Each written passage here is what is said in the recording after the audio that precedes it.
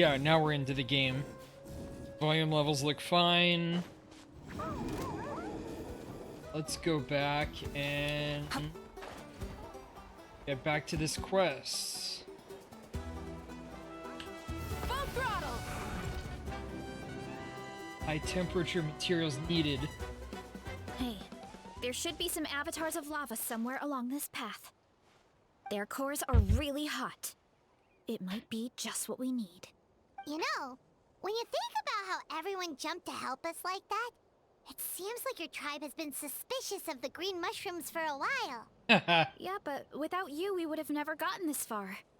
I mean, She's got a tons of really people cute have tried sweater that too. mushroom without a weird voice Kind of talking in odd their being in head. such a hot area, but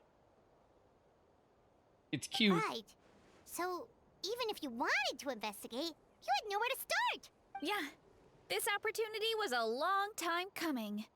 Plus, the Sage Lord's arrogant attitude definitely triggered my tribe's competitive spirit. And that is a very questionable skirt. Does that cover anything? Yeah, competitions. Marissa doesn't seem competitive most of the time, though. Outside of training and fighting monsters, at least. Yeah, well, I don't really like fighting or competing, to be honest. Simple day-to-day happiness is what matters to me. Still, I've learned a lot from Kojian-san. She taught me that strength is a means rather than an end. We get stronger so we can use our strength when it counts. Like during the Abyss invasion. Having the training to master my vision meant that I could do something to stop it. So, no matter how scared I feel, I know I have to be brave. Because people are counting on me. I can tell. There's a certain strength deep within you. Thanks. It's a work in progress. I can only hope that one day I can be as brave as Lady Fiatena. All right, we should keep looking.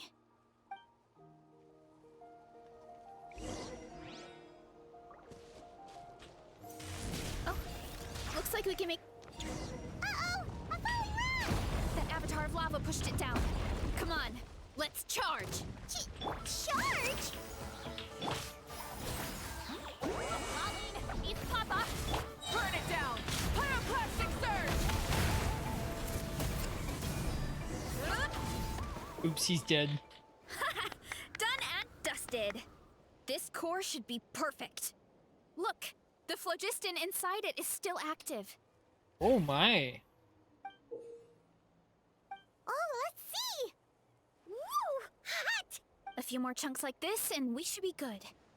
Come on, let's keep heading up. The classic band-aid on her face for someone who's active. Yeah! Hurry up, Brassa!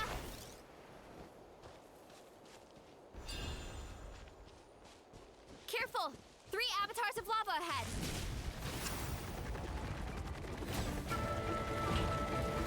Ow! Teamwork is dreamwork! My will embodied. Do your master's bidding. Fulfill our pact. Suffer the wrath of easily. Light of the blazing sun! Alright. Oh no, not good!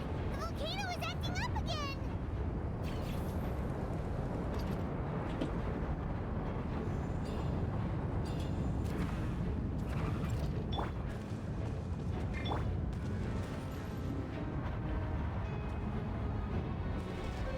What is that?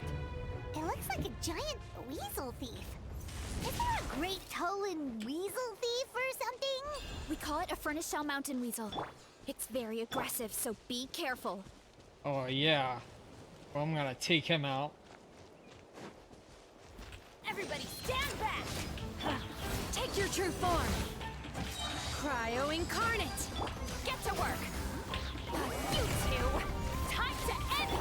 Try and stop me! Pyroclastic surge!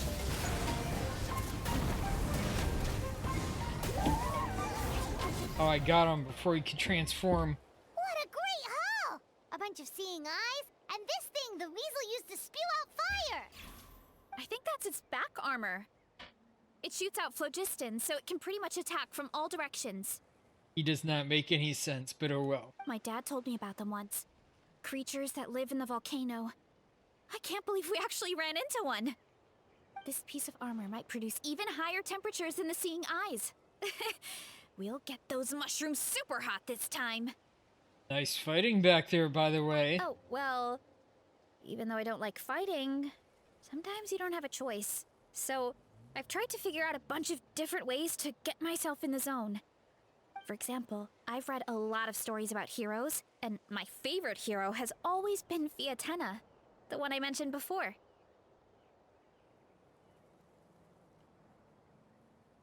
What's this? Fiatenna's most iconic feature was her mask, so I decided to make one just like hers. So now, whenever I wear the mask, it's like there's a little piece of her with me. If I want to honor her legacy, I have no choice but to be brave. At the same time, though, I guess it's kind of like a crutch. Kind of like I'm hiding behind her strength. Oh, you really think so? But it helps you, right? It's nothing to be ashamed about. Really? It's just...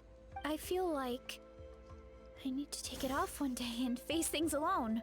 But the longer I put off taking that step, the more impossible it feels. But you were the one who decided to know if I investigate have it this in me. case. Yeah, you had the courage to make that decision. And that's what adventuring is all about. Fighting is just a small part of it.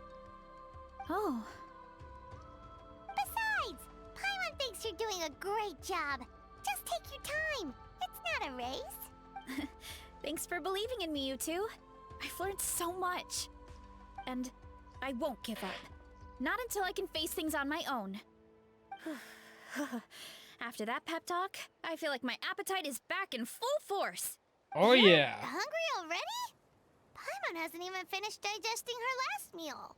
Come on, let's head back to the tribe. We'll earn that mushroom's recognition this time for sure.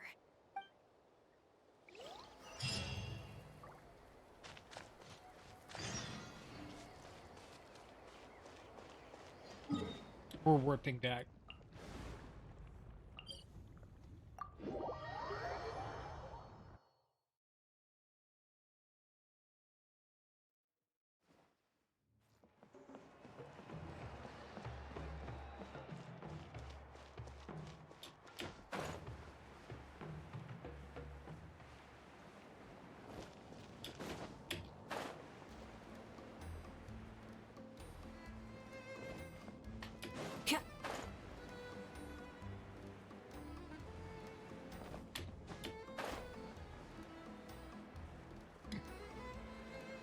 Flying down, flying down. Flying all the way to my destination. We're back, and we found a bunch of stuff to use. Great! We're almost done with the preparations at our side, too. I've managed to get these iron chunks red hot. We should be good to go. Yeah, and since we need really high temperatures, I brought the best stove I could find. And I got a bunch of buckets of lava on standby if we need more fuel. It looks like we're gearing up for a fight, not cooking a few mushrooms. Yeah, but the things we brought aren't your typical cooking utensils either. Well, that mushroom started it, right, everyone? Disrespecting Varessa and her guest of honor. Yeah, we'll see what sort of excuses it can come up with this time. Thanks for the help, everyone. It really means a lot.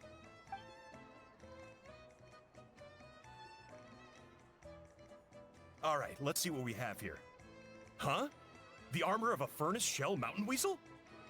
Don't tell me you went into the volcano. No, it erupted out of nowhere, and then the weasel appeared, and then, well, anyway, we got this in the end. Either way, this is something special. Back when I was training to be a chef, I studied the effect of temperature on different ingredients. Oh, This kind of armor produces intense localized heat. It's great for fish because you can get a nice sear on one side without overcooking the other. Anyway, let's get started. The mushrooms are all ready to go. All right, let's go.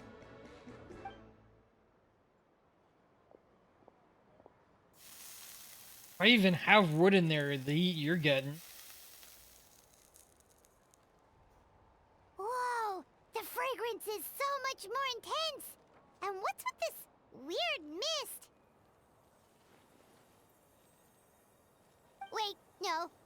Something's not right. Are we cooked? I think so.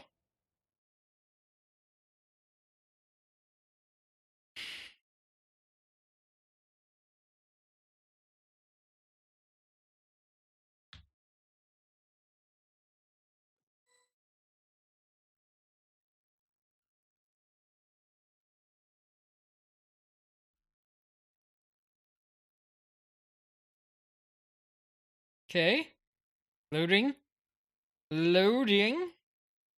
Ah, finally. We're in the Mushroom Kingdom. Oh my. Where are we? Where did everyone go? I have no idea. We just showed up here. I can't see the others anymore. Huh? Is something wrong? That's a cuddle. Chief, we don't know where we are. What? I know it's hard to see through this mist, but aren't you here at the tribe with the rest of us? So you didn't feel anything strange? What are you feeling? This must be the Sage Lord's trick. It's only affecting the three of us. Or why not us and not the others? Because you are the only worthy devotees, of course. Evil jerk of a mushroom, so this is what you look like. Yeah. He does look a bit more evil than the other mushrooms we met. I am no longer concerned with your insolence. On the contrary, I am satisfied with your performance. So, as promised, you shall have the answers you seek. Of course, I have a goal of my own. Let me reiterate once more. The great Sage Lord of Fungi, that would be me, is extending you the honor of becoming my subjects. The only way anyone's serving you is on a platter. Oh Now, man. now, don't be hasty. It's inadvisable to speak in absolutes. You refuse only because you have yet to witness my miracles. Cherish this opportunity. It may not come again. As you know, Tivat is not a peaceful place. The gods wage war against one another. Monsters roam the land. Humans live in squalor. But then, humanity discovered me, and learned that I could grant them unlimited power to fell even the most fearsome of enemies. If we want to become strong, we just have to eat this. Okay. Woohoo! Those monsters are no match for me! And so, the humans worshipped me as their savior. And in return, I revealed my identity as the Sage Lord of Fungi. You really expect us to believe that? Besides, as far as enemies go, a few puny fungi aren't that fearsome. Such arrogance! Take that back and apologize before I lose my temper. You wish. I mean, those monsters really don't look that scary. Not the kind you'd need a miracle to defeat, anyway. You insignificant mortals boast of strength? Very well. Then prove it! I guess so. It's like the final boss. Are we gonna defeat it here? Teamwork is dreamwork. Huh? My will embodied. Suffer the wrath of Eve. Full throttle.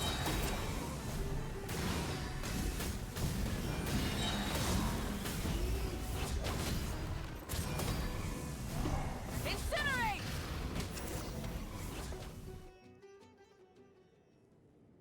Well fought! You see? You ate a fair amount of my clones, and now look what you can do. Huh. My eye for subjects is as discerning as ever. Huh.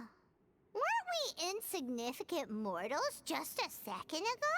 Weird. I'll admit, you're not entirely useless, but my miracles are even greater than you can imagine. Oh no. Oh? No, don't just... another cryptic one-liner and another disappearing act? It's gotta be a mushroom thing at this point. Well, what should we do? Follow him? Yeah, let's go. I think he's trying to tell us a story, although I'm not sure if I like the plot.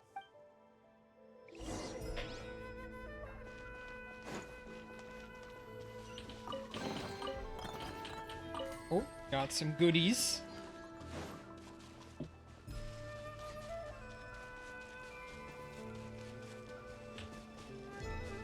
Oh, this is big.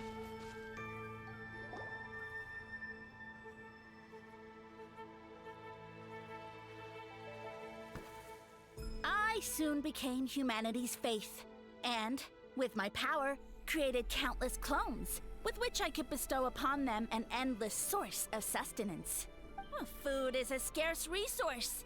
A faith that provides for the needs of the flesh is the most practical and noble of all. And as my subjects gave themselves in service, either as civilians or warriors, I rewarded them with mushrooms in proportion to their contribution. The most exceptional among them could receive as many as 20 mushrooms a day. What are you insinuating? Are mushrooms not enough? Well, it's possible people couldn't afford to be picky back then. Oh, man. Yeah, but now even Saurians have more options than that. Sustenance and strength. Such are the pillars of faith. So what do you think? A pretty enticing offer, wouldn't you agree? Once you become my subjects, all you have to do is build a civilization dedicated to the mushrooms. And then... Hold on. I want to know what happened next. What do you mean, what happened next? Right. If the humans dedicated themselves in service to you, then shouldn't you have your own tribe at this point? Or even your own nation?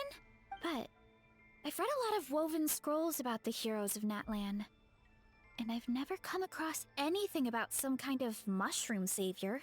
Of course not. I was in a different nation at the time.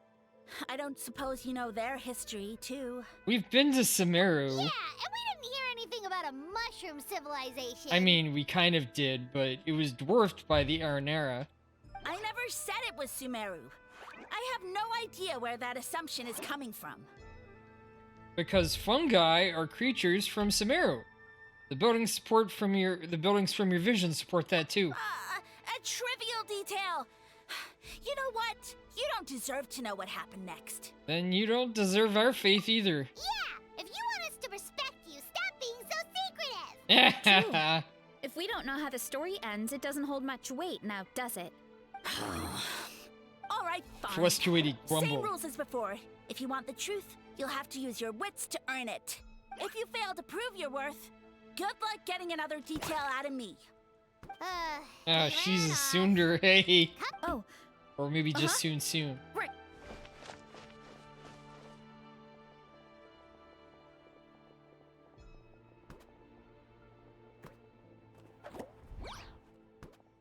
He jumped down from here! So it looks like we just need to... Hold on. Is something wrong, Traveler? There's something off about his motive. Off? How? That's how I feel too. Based on his personality, if he won't tell us how things turned out in the end, it must be because it's not something he can brag about. Besides, how did he even get from Sumeru to Natlan? Seems like he's avoiding that subject too. And through it all, he still hasn't given up on recruiting us. Even though he's in for a rude awakening. Yeah. He seemed pretty annoyed with our questions. Why not just kick us to the curb? He must be in dire need of subjects, and it has to be the three of us. But why? Let's go after him and keep an eye out for clues along the way. All right, sounds like a plan. Let's go!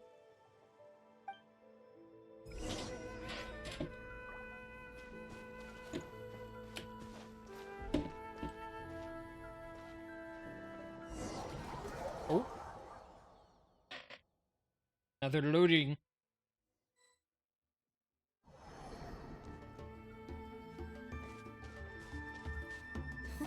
Catch me if you can.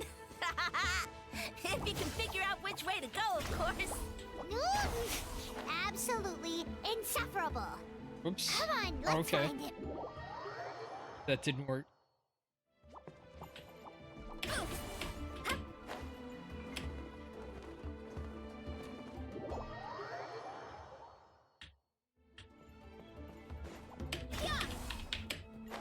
There is something weird about these controls.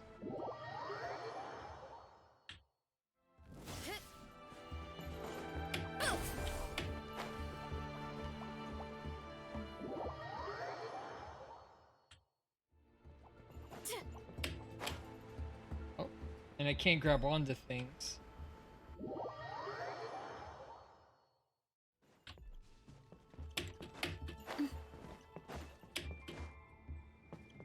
Oh.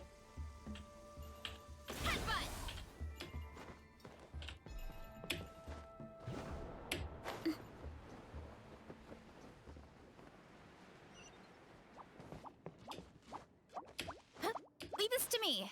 I'll clear a path for you.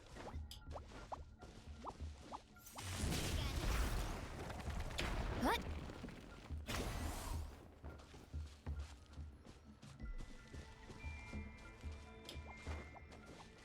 Hurry up, Brassa! I think we can get these mushrooms to form a path. We just need to wait for the right timing.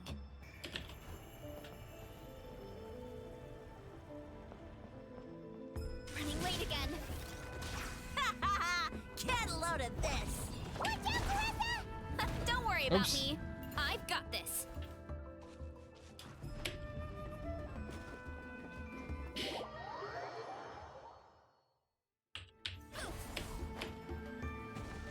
Hurry up, Brassa!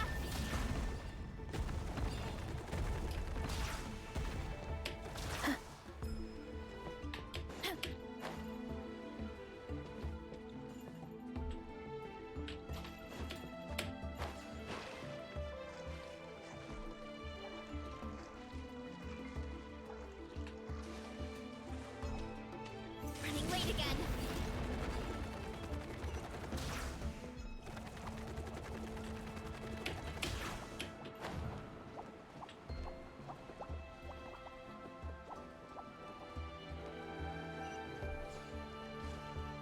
Running late again. A dead end? Jump up. Let it give us a ride.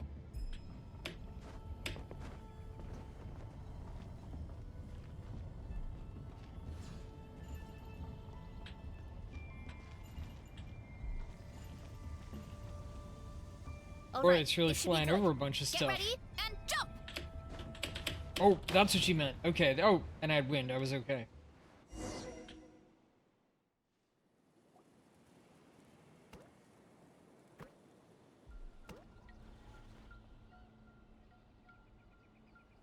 Backed into a corner, huh?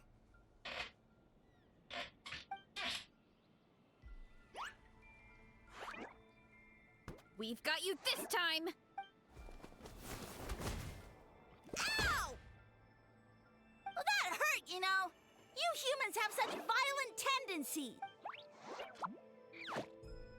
How did we lose him? Not again. Although, I think I pulled something off of him. Oh? A ball of mist. Oh no, it's spreading. Ha ha ha. Ah, they're gonna eat us. Gonna eat us! Eat us.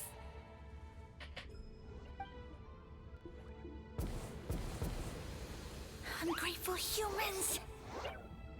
Oh, at this rate, I won't have any clones left. The more my clones are consumed, the less power I have. Oh, the situation grows dire. Aw. Why must the humans eat so much? Well, only Varessa. My power is all but spent, but it was still enough to control a single human at least. Now all of Sumeru knows how scrumptious my mushrooms are. So if I want to grow, I must relocate. And if I want it to happen fast, I need suitable environmental conditions. You! Take me somewhere hot. The hotter the better. Yes, my lord. Is this the place, human? Yes. This is a volcano in a land far to the west. The temperatures here get very high. It should be a most suitable location for your lordship to regain his strength. I shall now find a good place to plant you, my lord, so that your mycelial majesty may take root in this fertile land. Oh man, he is Yes, flowery. proceed. Huh? An earthquake? No! A volcanic eruption! Ah! So that's how it ended. No wonder he tried to hide it from us. It's pretty embarrassing. I thought he said people formed communities around this mushroom and used it as their main source of food. Yeah, but it looks like his following got too big and he couldn't keep up with the demand. Huh. He used the mushrooms as his main recruitment tactic. But then the situation got out of control. And it seems like his power is proportional to the number of clones he has. Which means the more mushrooms the humans ate, the less powerful he became, right? Wow. So his following didn't last long. Nope. Which explains why there aren't any records about some kind of mushroom civilization. In the end, he mind-controlled a human to bring him to Natlan and then got buried under a pile of volcanic rocks. Yeah. For who knows how long. When we were talking to him earlier, he seemed kind of, out of touch, you know? Well, he has been living under a rock, so that checks out. But clearing out this area for your orchard finally allowed him to start regaining his power. Yeah, that sounds right. My parents always thought it was so weird that mushrooms kept popping up around the orchard no matter what we did. Wait, but if everything we saw is true, that means this mushroom has mind control powers or something? That's a recipe for disaster. Hold on. Do you remember what he showed us? A group of humans worshipping a giant mushroom. It just doesn't make sense. They must have been mind-controlled. But when he started running out of power, he couldn't keep it up. Oh, yeah. Maybe that's why he doesn't seem to be able to control us either. I understand now why it has to be us. Oh? Why? I'll explain on the way. I'll need to catch him to confirm my theory. Forget about warning you to defend yourself. All right. Then let's find this mushroom.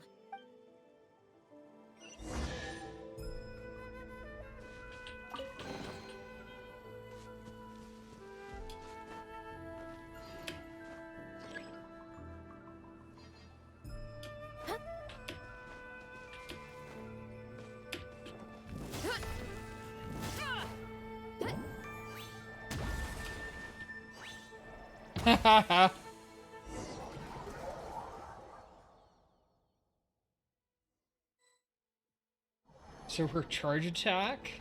Oh, the environment changed again. Oh, Nothing to phase wow. Paimon at this point. Let's keep looking. She can do He a can't hide forever. plunging attack on command. She doesn't need the E-charge to do it.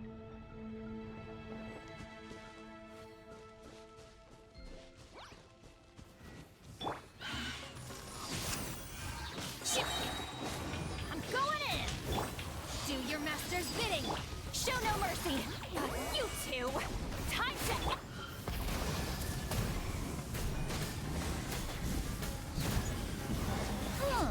So you made it this far. Impressive. In that case...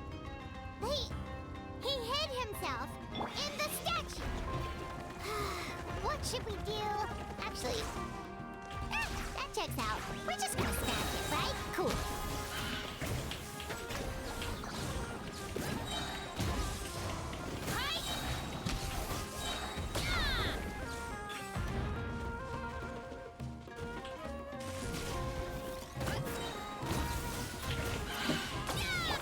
Hi!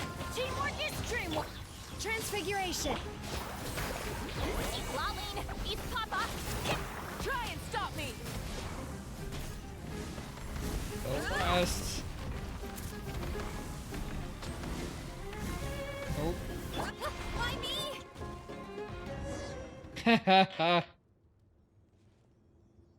got you this time, nasty mushroom! We Maybe know try all hiding them a things. bit better next We time. thought you were just a mushroom that happened to taste good. But now we know how dangerous you are, so we have to stop you. Huh. It would seem you're not completely devoid of intelligence. Fitting for my future subjects.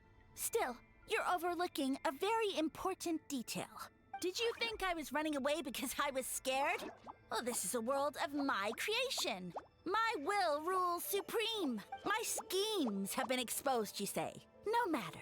My goal has already been achieved. What?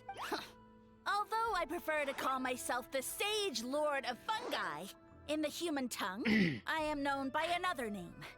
You now behold the god Bifrons, the sole protagonist in this endless carnage! So you're a god? Indeed, foolish, shallow, and ungrateful humans! Have you forgotten your savior during this time of war? I am the god who's protecting countless of your kind during this Archon War. You have no food in which to satiate your hunger, no means with which to counter the hordes of monsters, and the gods loom overhead, capable of reducing you to ashes with a simple snap of their fingers. Just one word, and you could have had my protection. But now, that opportunity is lost forever, and you only have your own stupidity and arrogance to blame. No matter, my plan has already succeeded. Oh no. What you saw when you cooked the mushrooms was not mist, but spores, set to sprout into green mushrooms very soon. And that's where their true power lies. Because, given a bit of time to grow, green mushrooms will multiply exponentially. You see, considering my current level of power, I had no way to create large number of clones. Unless, of course, I had access to a source of extreme heat. Oh, okay. And you delivered one to me on a silver platter. That was my plan all along.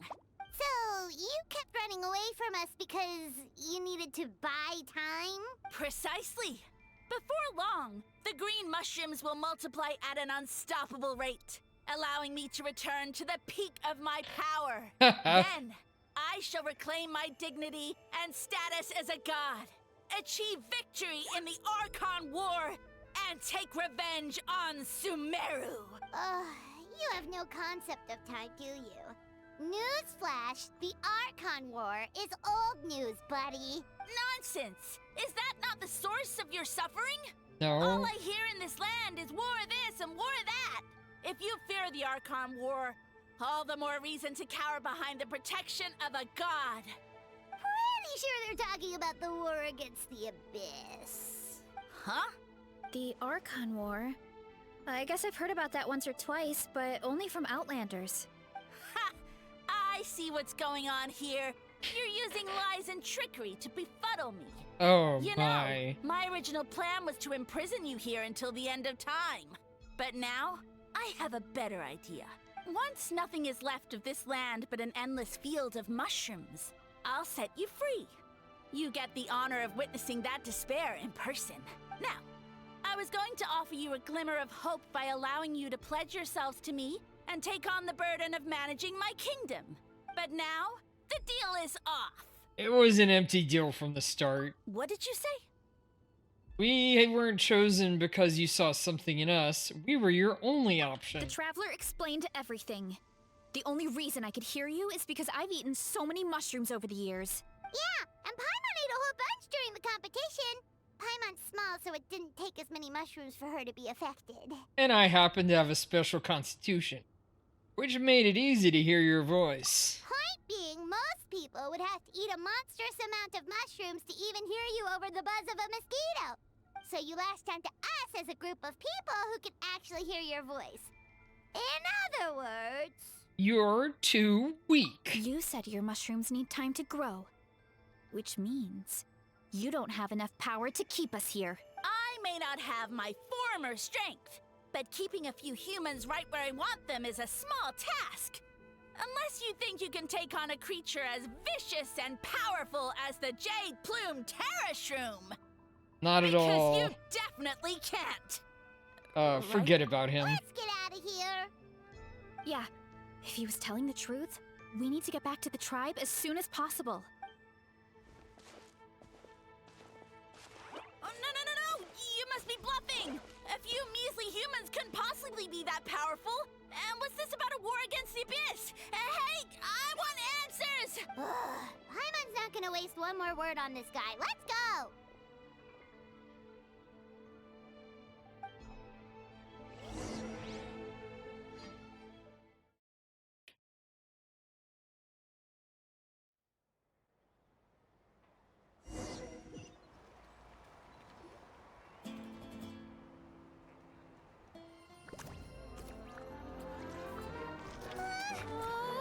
What should we do? Worried? Ha ha ha! Don't be. It's just a few mushrooms. Unholy! To feast!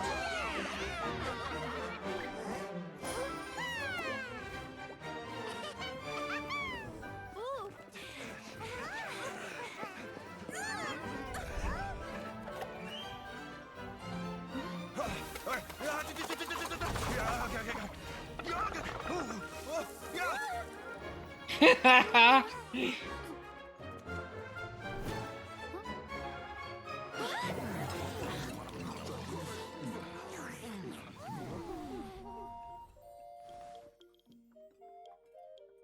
It's your time to shine, Veressa.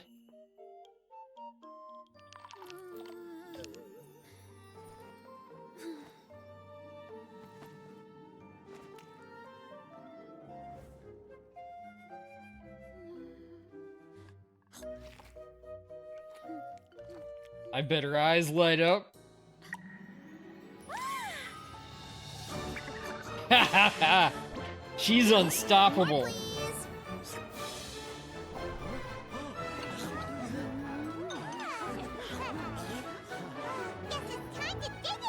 Guess it's time to dig in.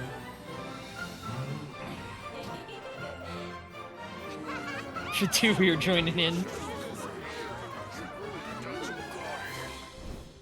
this at once!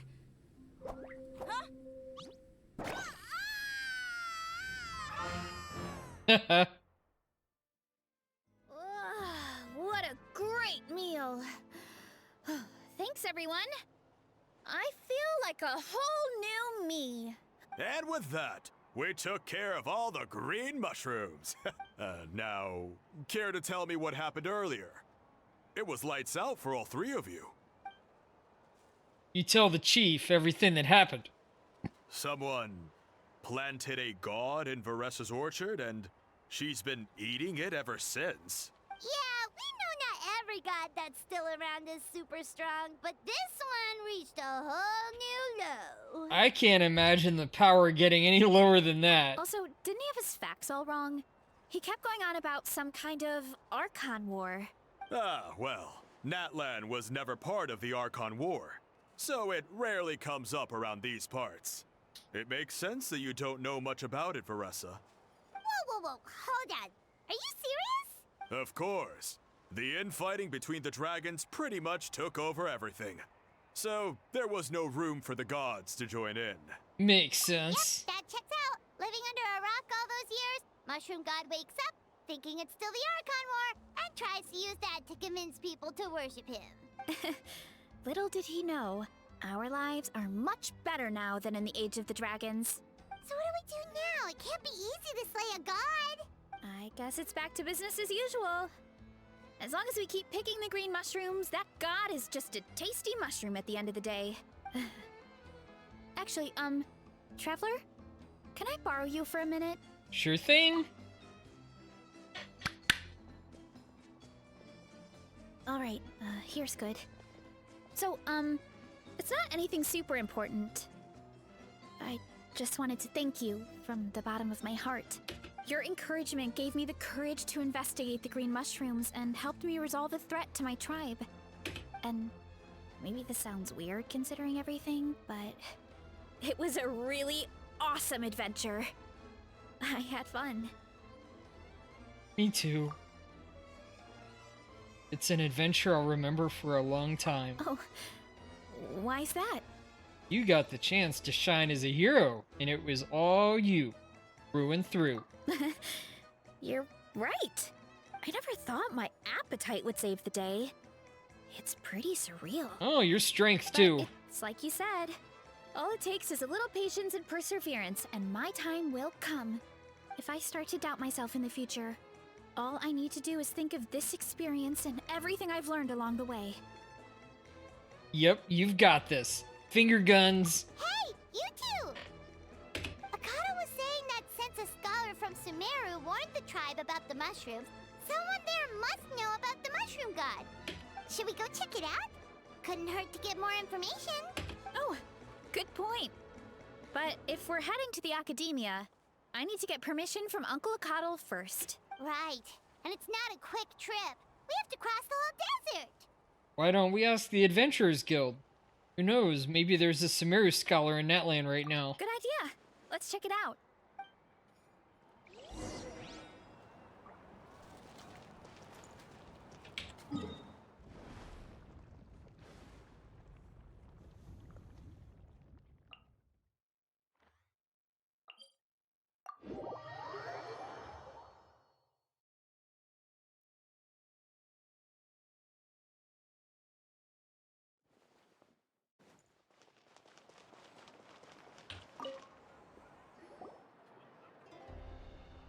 After hearing your story, Catherine heads to the speaker's chamber. Oh, Catherine's back! And isn't that Tainari? Word from the speaker's chamber was that an Omerta scholar happened to be conducting research in the area. So they helped me to get in touch. It's been a while, you two. So you're the ones who are looking into the Sage Lord of Fungi. Yep, you're an expert, so you must know all about him, right? Probably not. Of course, okay. To those in the Omerta Darshan, his case is a well-known part of ecological history. His power is tied to his number of clones, so at one point he possessed a truly fearsome form. But as his clones diminished in number, he got smaller and smaller until he couldn't hold on to physical form at all. And so he became impossible to track. Scholars could only keep tabs on him by monitoring what remains of his clones. Now I'm learning his true form fled to Natlan? Yeah, the mushrooms started popping up in our orchard not too long ago. Well, from what I've heard, he has very few clones right now, so there's nothing to worry about. Feel free to use the mushrooms as you see fit, they really are delicious. Of course, in the interest of research, I would prefer to send a few scholars from my darshan to monitor the situation every so often. What do you say? I wanted to get your permission before submitting a formal request to the speaker's chamber. Of course. You're welcome anytime. That's a huge help, actually. I wanted to ask, though, you said what remains of his clones? Does that mean there are clones outside of Natlan? Even now? Oh yes. There's a huge one beneath the chasm. Zamaran? You know that name? Yeah, Hyman calls it Sheesh Room. It's absolutely huge! Way more impressive than the puny Sage Lord. It took a long time for Zamaran to grow into this form. Luckily, Zamaran isn't a green cap mushroom, so there's no danger to us. And I believe its mind has been separated from the mushroom god for a long time. I doubt there's a connection between them anymore. We should go see Zamaran one of these days. Ooh, I'll come. It'll be nice to interact with a friendly mushroom for once. Heh. Friendly is right, so this one is definitely not for eating. I would never. Alright, looks like that was the end of the quest. I'm happy. We got everything done. Let's see what's in here.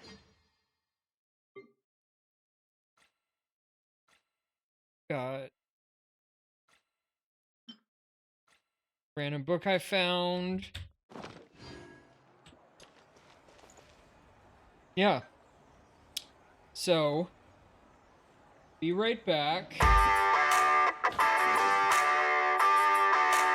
Get out of this.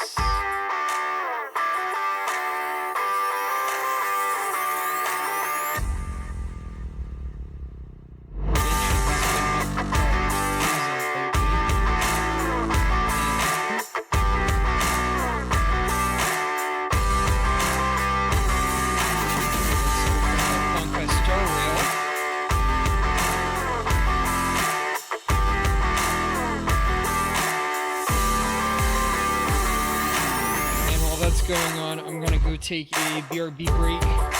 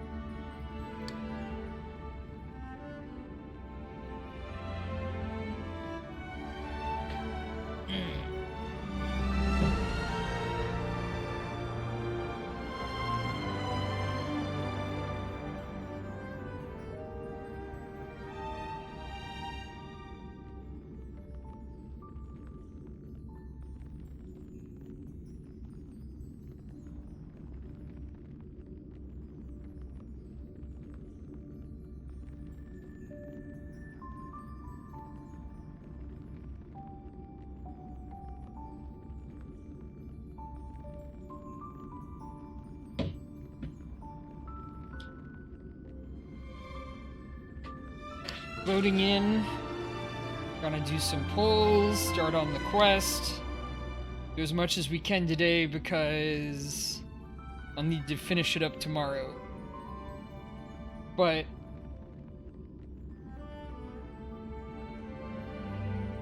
I was glad we could finish up Varessa's quest. She's so adorable. And we're getting in soon.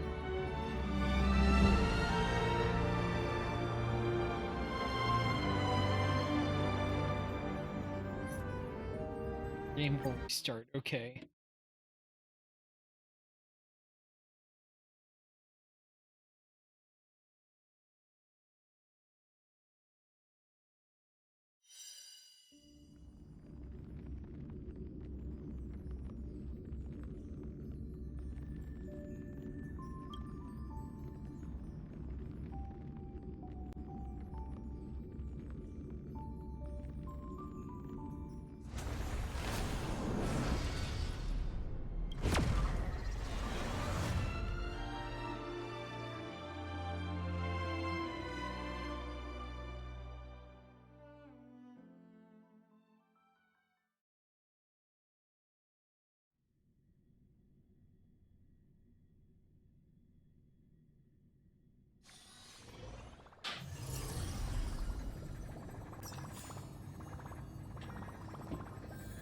Alright. What do I need?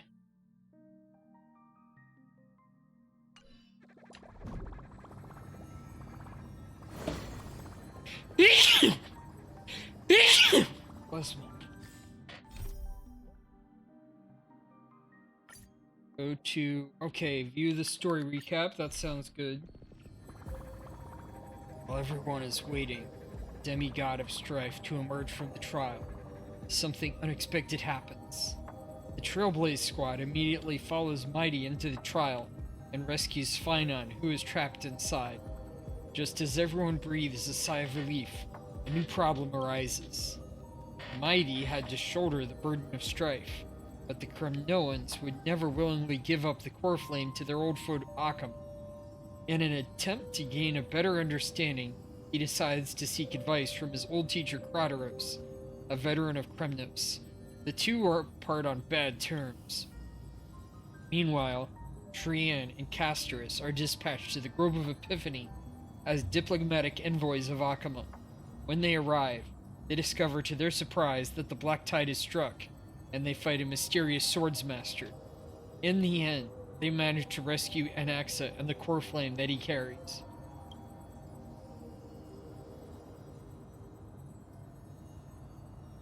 While everyone is on their way back, within the city of Akama, Krateros is arrested for abducting Trinon and trespassing on forbidden grounds. Under Mighty's mediation, Tribby and her sisters agree to reveal their memories in order to facilitate reconciliation between the Kremnoans and the Akamans. Unexpectedly, just as Tribby and her sisters are about to meet the Time Titan Orynex and repair their memories, they encounter the mysterious swordsmaster yet again. Trian sacrifices herself and falls with the Titan to protect her companions. In order to take back the core flame, everyone set up a plan to seal the swordsmaster. The plan suffers multiple setbacks, but Mighty returns as the demigod of strife and helps everyone reclaim the core flame. Not long after, he successfully persuades his people to let go of their prejudices against Occam. He says goodbye to everyone and returns home to join the front line against the Black Tide.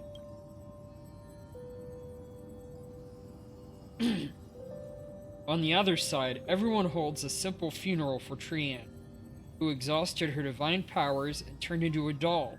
Having accepted Trian's last wish, the group continues on the path of the Flame Chase journey. Alright. Yes, start immediately.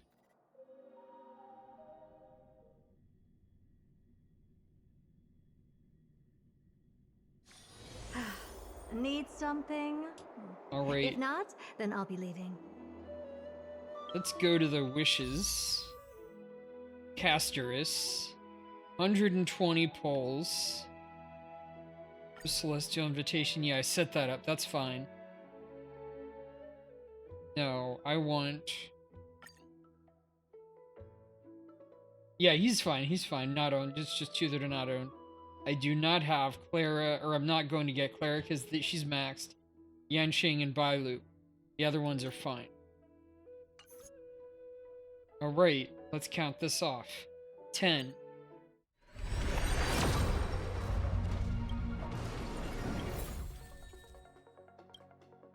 20.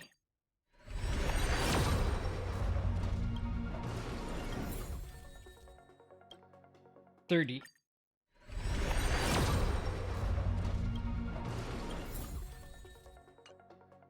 40.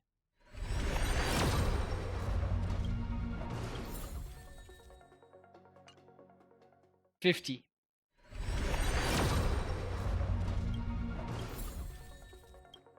60.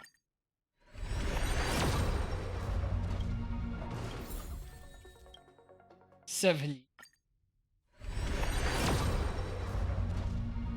Alright, we've got it. We've got, or at least we've got something. I wouldn't mind a... Well, I would. I need to get Casters.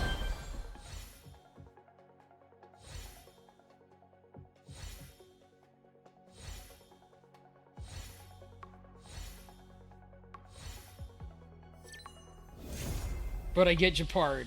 Ouch. Let's see if we can get her with the last bit.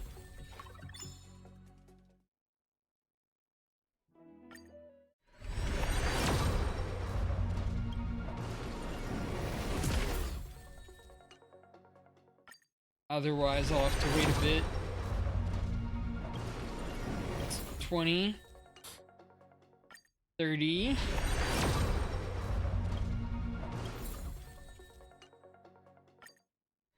40.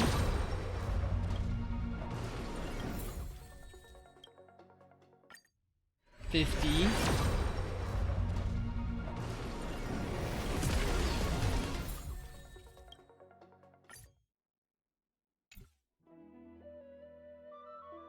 'See what I've got.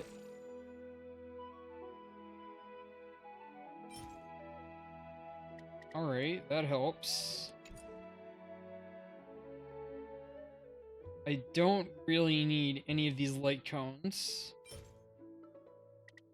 Got 21 from that. That's nice. I don't need any of this at the moment.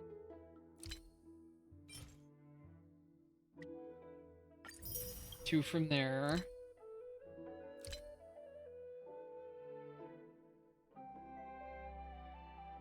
Maybe I'll get that later.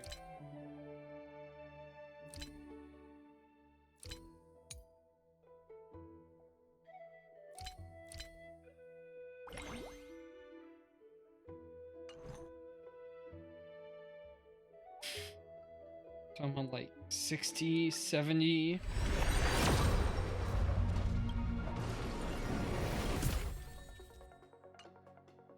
80.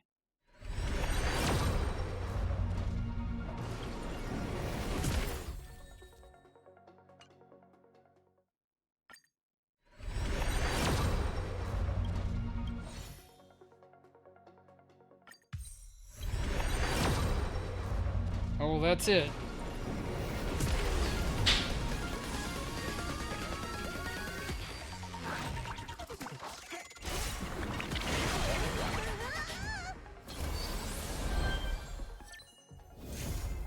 There I go, Casterus. And... Sure, one on drawer light cone. Nothing. Not surprised. Let's go look at her.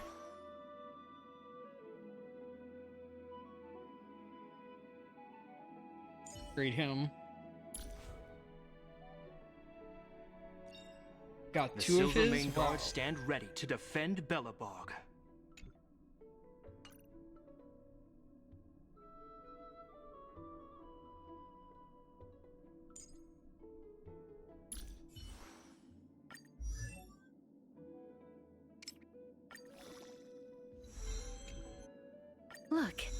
light is coming in.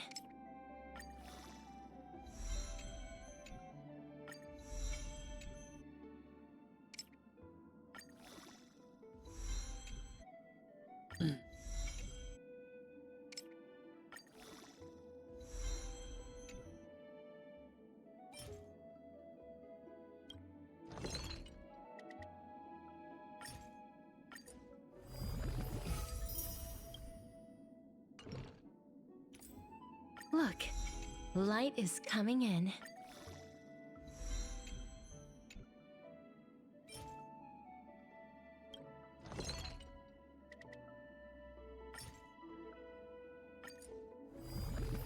Another upgrade. Look, light is coming in.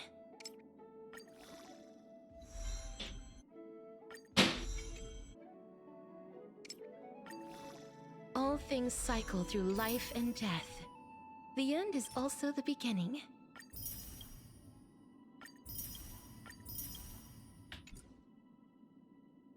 And I know that later traces.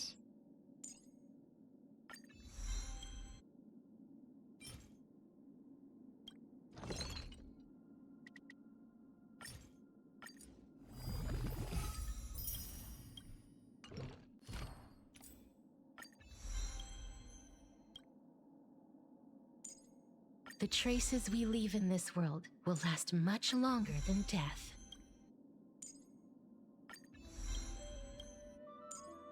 The traces we leave in this world will last much longer than death.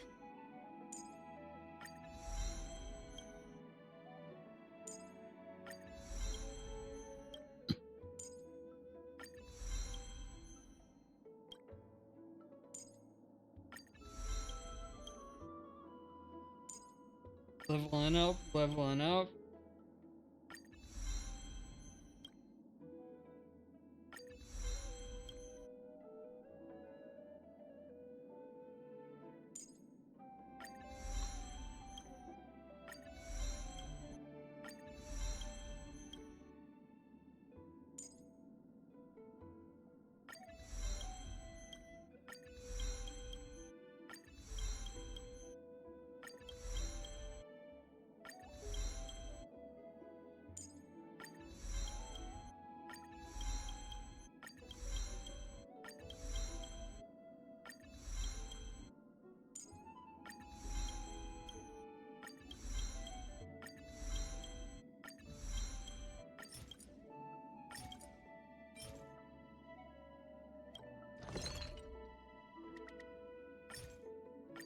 Well, I know where I'll be putting my dispatches on for a while.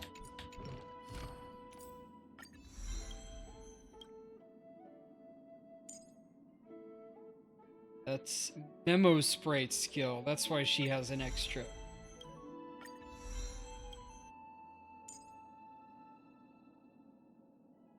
The traces we leave in this world Trace will last activated. much longer than death.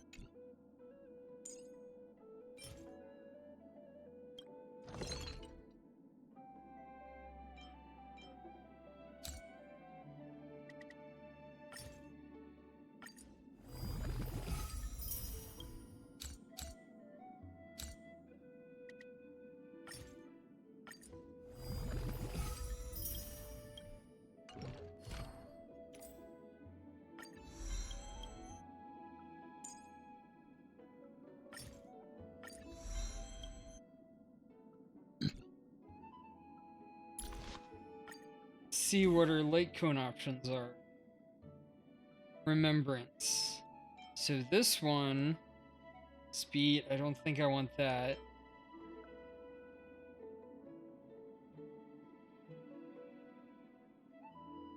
I don't think it's that, so we'll see.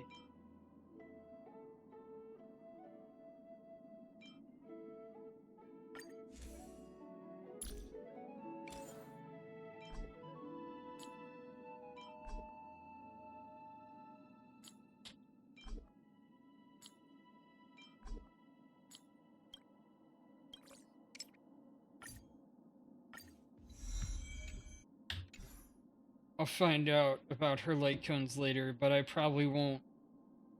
I probably need the official one. Alright. Let's get going.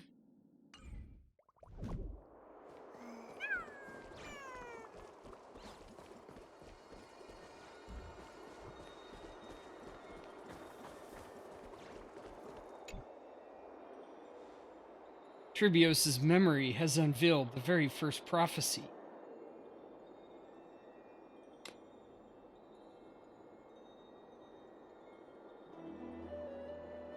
All shall bid farewell to one, and that person alone will witness the miracle, such is the will of fate. If I take on Ornyx's trial, will the prophecy come to pass for me as well? Regardless, I must give Aglaia an answer.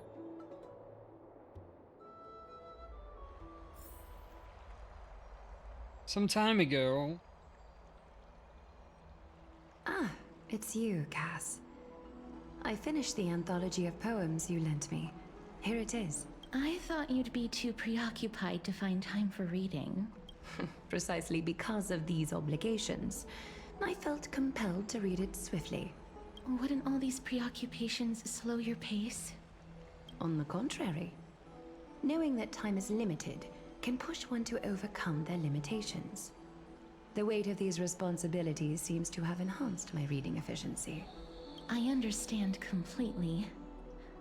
During my time at the Grove, the closer exams drew, the more efficient I became at tackling everyday mundane tasks. Anything but my actual studies. Oh. Precisely. As I remember, you and Finon were both disciples of the new Sporists. I assume that Anaxa's exams were as unreasonable as the man himself, correct? I'm gonna check my volume on this.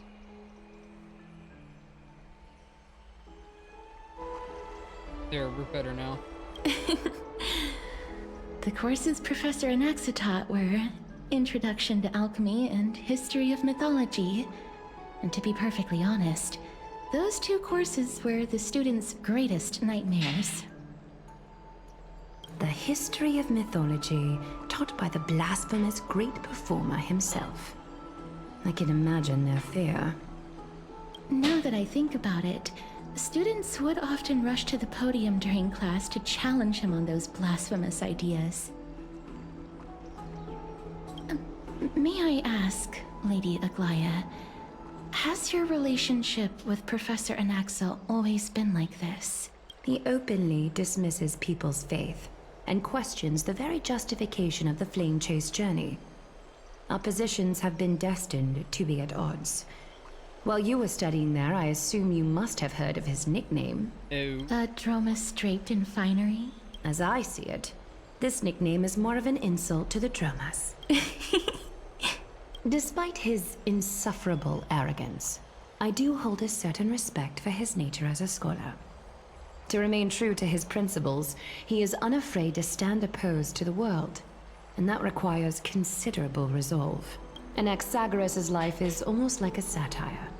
As a Chrysos heir, he refuses to heed the prophecy, while he disrespects the gods. The gods have chosen him. He was indeed chosen by Circes. Is something weighing on you, Cass?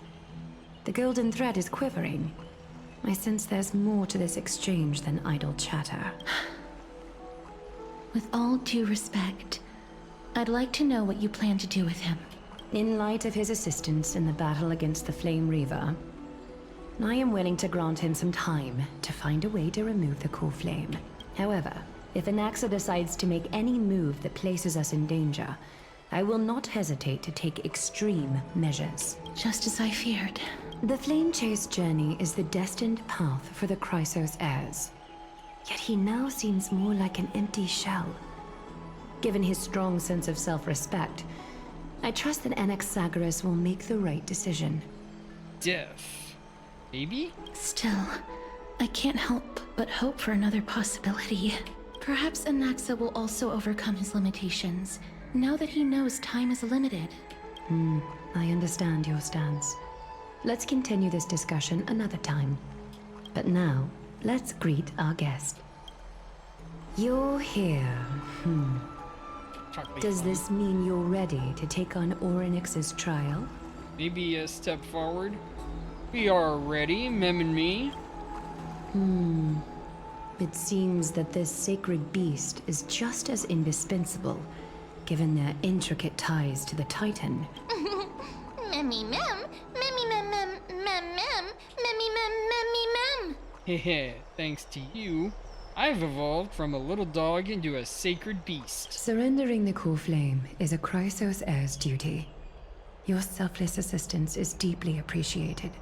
However, I urge you to carefully consider the risks of accepting the trial. Becoming a demigod means forsaking your humanity. You will inherit Orynyx's divinity and bear the time of Amphorius, all on your own. From that point onward, your fate will be forever intertwined with ours, never to be separated again, until the end of Genesis.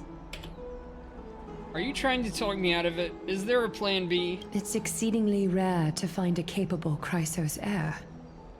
If this path proves unattainable, I am willing to lower my expectations. There are still many priests of Yanissopolis and their descendants in the city. If I'm left with no other option, I'll try to find someone worthy among them. Seems like a shot in the dark. If I do not descend into hell, who will?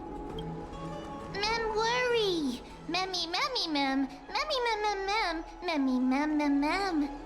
Don't worry. Me by your side, even if things go south, you'll be heading straight to heaven. Mem memmy mem, mem memmy You've come mem so mem far, and everyone is hero. counting on you to be the hero. Memmy mem mem. As for the trial, you have nothing to fear. The Time Titan may be willful at times, but they never caused us any harm. Myth has it that Orynyx opposes mortals, but to me, they just seem a little timid, like a child. It looks like you know that Titan rather well. Oddly enough, I don't remember ever meeting them, but the moment I saw Chuckley Fun, Time Titan Orynyx's memories were already in my head. Memories that exist outside of your own experiences. I can't explain why, but I can vouch for Mem's words. When I was in the Abyss, I heard the Titan's groans, full of pain and grievances, yet without any ill will. I trust you'll make the right call. Since you've made your decision, go back to the bath chamber and get some rest. Trinen will call for you when the ceremony is ready. It is difficult for me, as the guide, to absolve myself from blame for things to have progressed to this point. Time and again, you have risen to the occasion for Akima. Merely rewarding you with some honeydew is no longer able to express the extent of our gratitude. When the dust settles, I hope that we'll have the chance to have a long chat regarding your return journey and the curse of the sky. It's about time that we lift the taboo and discuss things openly. Oh wow. Before leaving, I should go and say hi to Castrix. Mister, Purple babes together. may everything go well for you and Mem. You need something for you need Aglaia for something too? It's nothing. I only came to discuss some matters with Lady Aglaia. Previously, I lent her an anthology of poems that Lady Trianne had gifted to me. Tracing back, this anthology was something left for Lady Trianne by a bard before their passing. Although personal properties should be cleared out once their owner has passed on, Lady Trian gave this book to me since she knew how much I like to read. Can you tell me more about this book? Is this book very special? It just contains an allegory.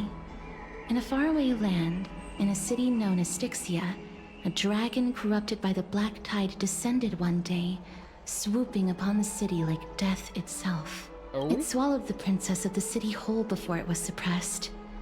After taking down the evil dragon, the warriors discovered that the princess's life had already met its end. Overwhelmed by grief, the queen hired an alchemist to resurrect the princess using the dragon's flesh and blood.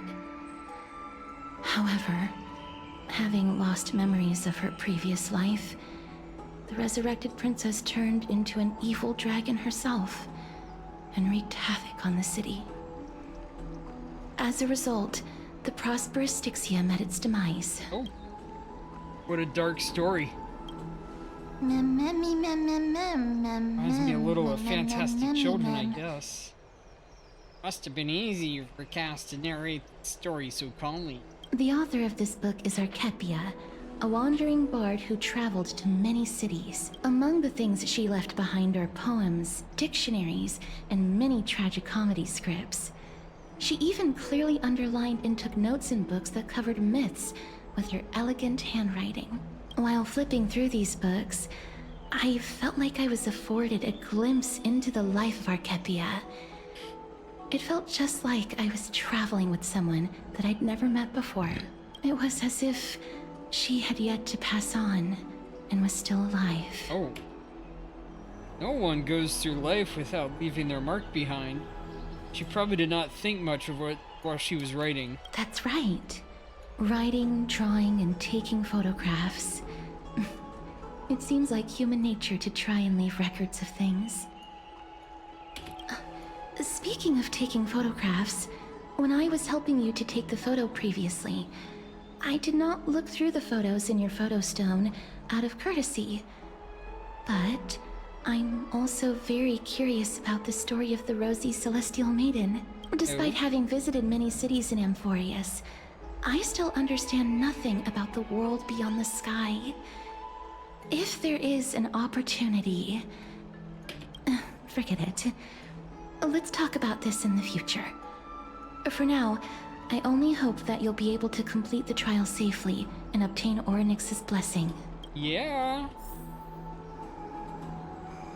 I don't think there's anything else to talk about here. Time to go back and talk to Dunhunt.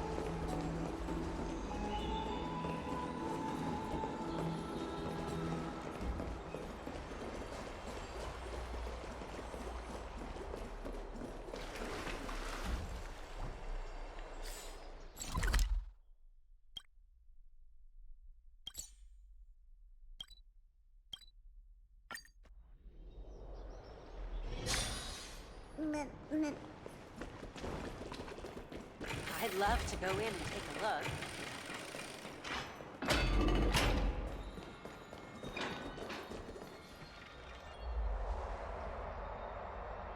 Citizens Assembly. That's right. Oh, partner, you're back just in time.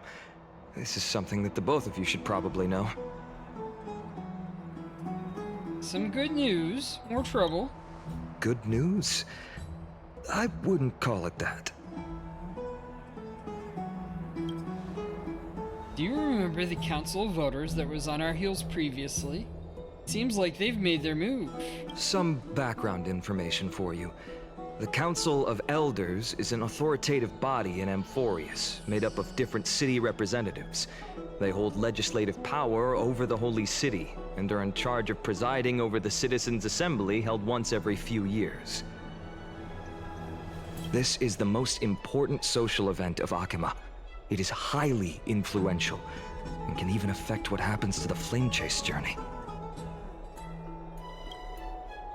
So Aglaia doesn't actually call the shots. I never once passed my sociology class. Tell me more about the Citizens' Assembly. Despite her vision and wisdom that spans across thousands of years, even she cannot win over the hearts of everyone. I have never once passed my sociology class. Perhaps you should retake some exams next time we visit Paperfold University. Tell me more about the Citizens Assembly. Every 5 to 10 years, the Council of Elders organizes a Citizens Assembly at Dawncloud. During the assembly, the representatives will vote on major issues, such as whether the Chrysos heirs led by Aglaya should still hold the right to govern the Holy City, and whether the Titan's conquest should continue.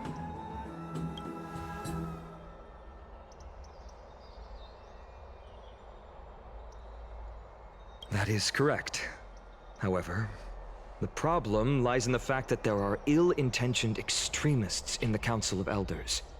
They view the Citizens' Assembly as a way to restrain the Chrysos heirs, and hope to take complete control over the Flame Chase journey. We can refer to them as the Opposition. During the assemblies held in the past 100 years, the voices supporting the opposition have been growing stronger in the shadows. It's only thanks to Aglaya that the Flame Chase journey has been able to continue to this day. Impressive. The Citizens' Assembly is just around the corner. But this time, there seems to be a new variable to the situation. Oh, let's change.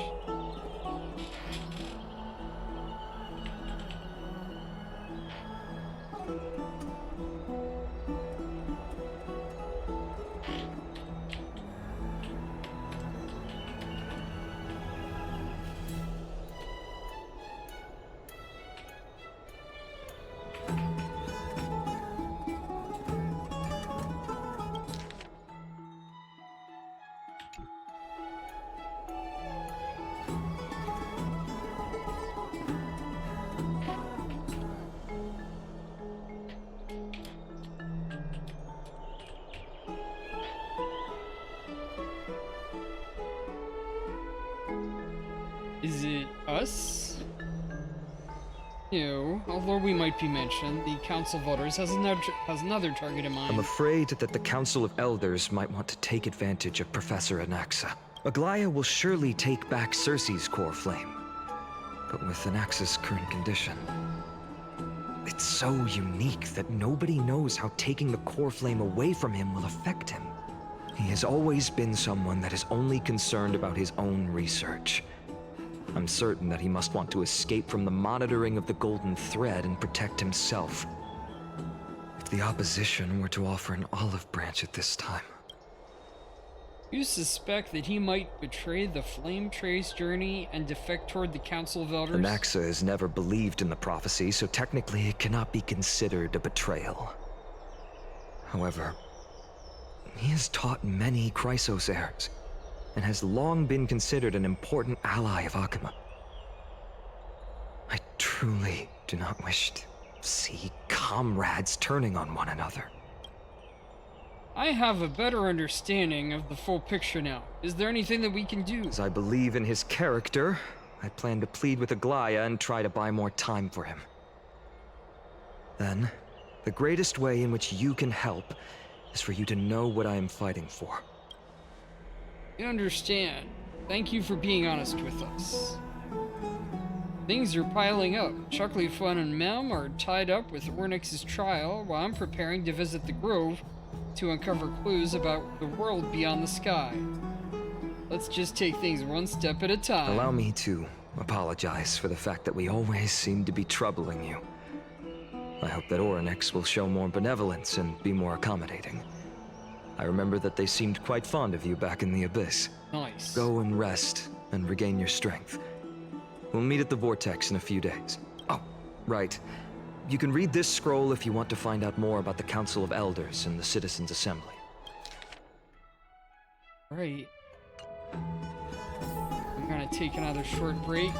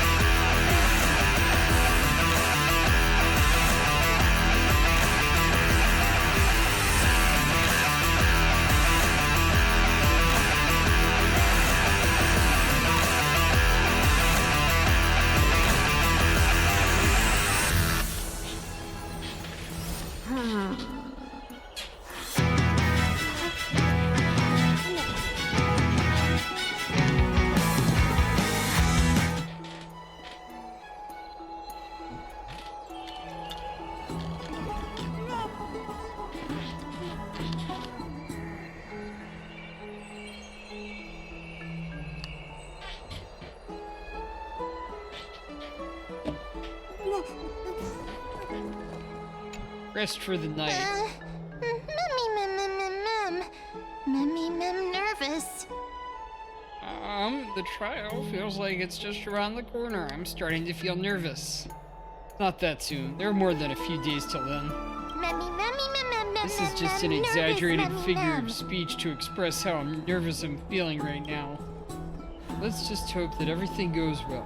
After all, as someone who has earned the gaze of an Eon, you should be able to overcome the trial of a regional god just fine. We've also gotten used to sleeping with the midday sun shining brightly over our heads. Get some rest, Chuckly Fun. Perhaps a new phase of our trailblazing expedition in Amphorius is about to begin. Get some rest and wait for the trial.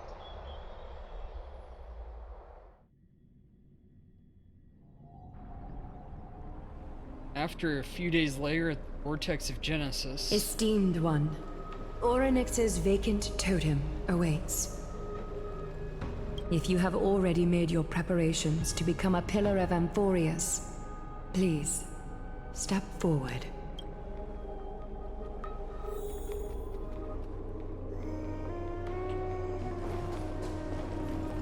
Little Gray and Mem, thank you. Your resolves cannot be questioned. We praise your pure selflessness and courage. May Kefali light your path forward. Get ready to assume Orynyx's divinity, Trailblazer.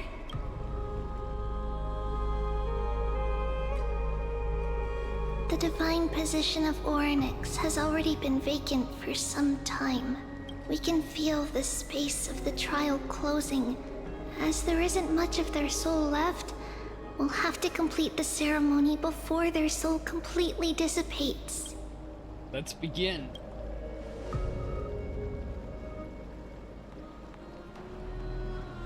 The 8th core flame coveted by the miracle that once belonged to the great Vale of Evernight, Orynyx.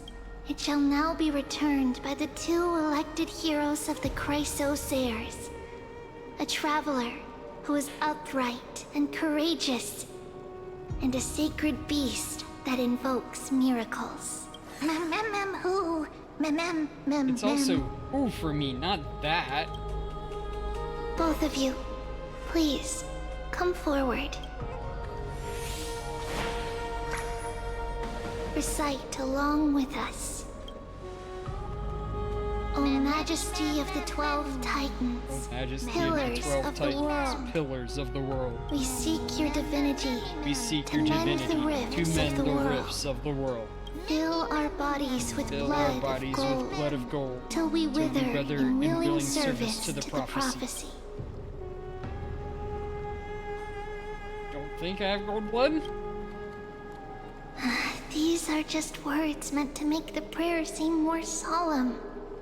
Please, focus. And surrender the core flame.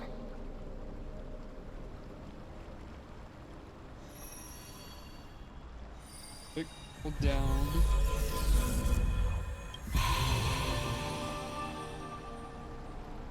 Easier for me than it was for him.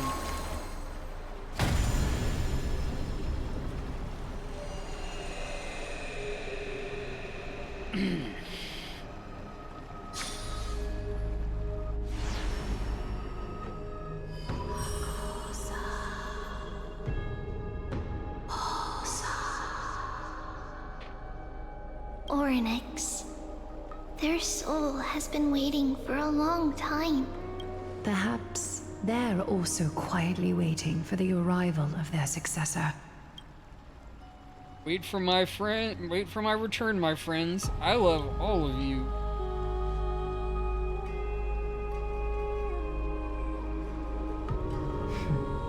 The last time I heard this, things didn't turn out that well. Don't worry, Aglaya. He's tougher than I am, right?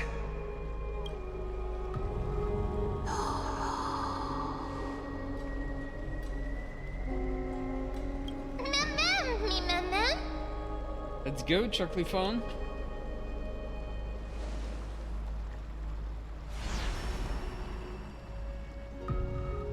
Star Trek warp. Traveler from beyond the sky, let us pray that the Titan acknowledges your worthiness. Although he loves cracking jokes at inopportune times, his determination is as strong as the Chrysos heirs. He will definitely succeed. While he's away, I would like to have a chat with you, Aglaya.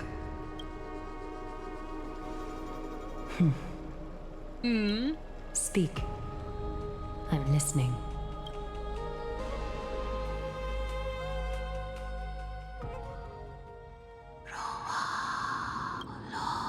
Slap, slap. Slap, Wake slap. up. Wake up, Chuckly Fun. How is it? How do you feel? Has the trial begun? How are you able to talk? Alright. I think that it's amazing too. Testing, testing, 1, 2, 3. Testing, testing, 1, 2, 3. I have such a cute voice. It must be because of all the memories that I collected. They allowed me to grow beyond expectations. Also, listen. The words of the Titan are becoming clearer. Mother, it hurts. Have I finally reached the end? Are the years of isolation coming to an end? Huh? Oryx. Oh, how heartbreaking. Ever since the figure draped in the black cloak robbed them of their core flame, they have been relegated to waiting in isolation in such a confined space. We are going to help alleviate their pain, right? Memories broken. Mother, where? Okay. You. It's you. I remember you. Skyfather has gazed upon you. Mother is calling for you. Does Skyfather refer to Fuly? Fuly?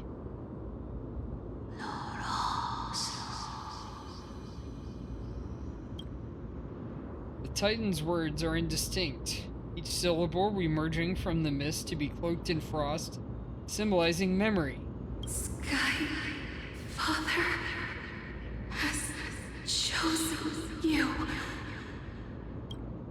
Who is your mother?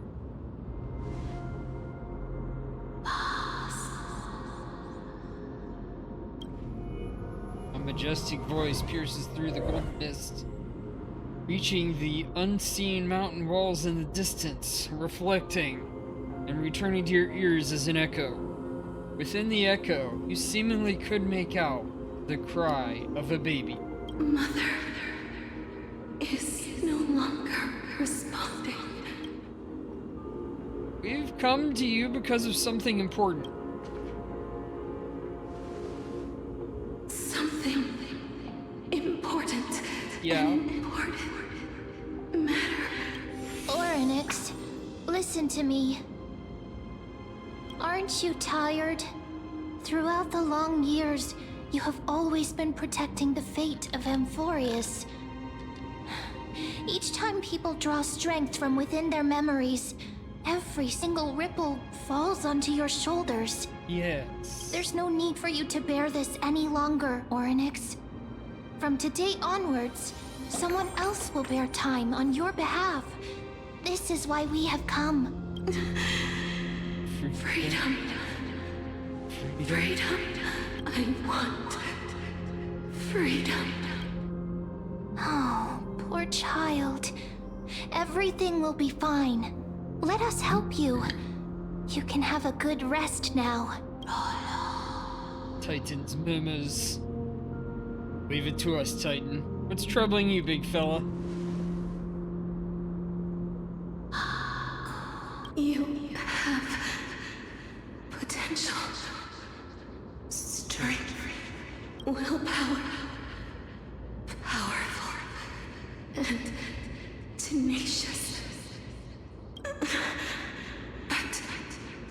You lack something. Just one thing. Yeah. Lacking something. What is it?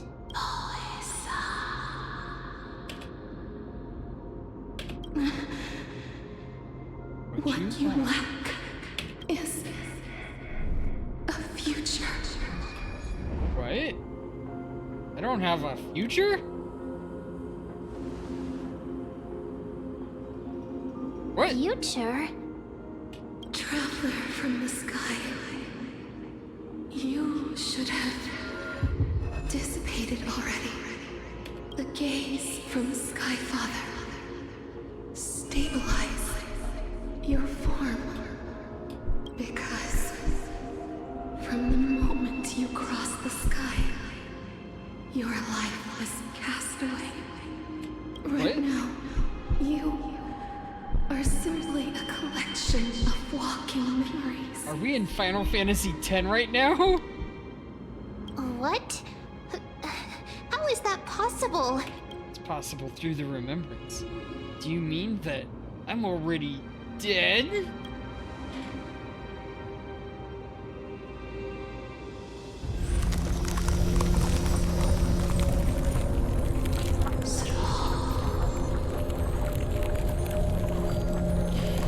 The space is collapsing.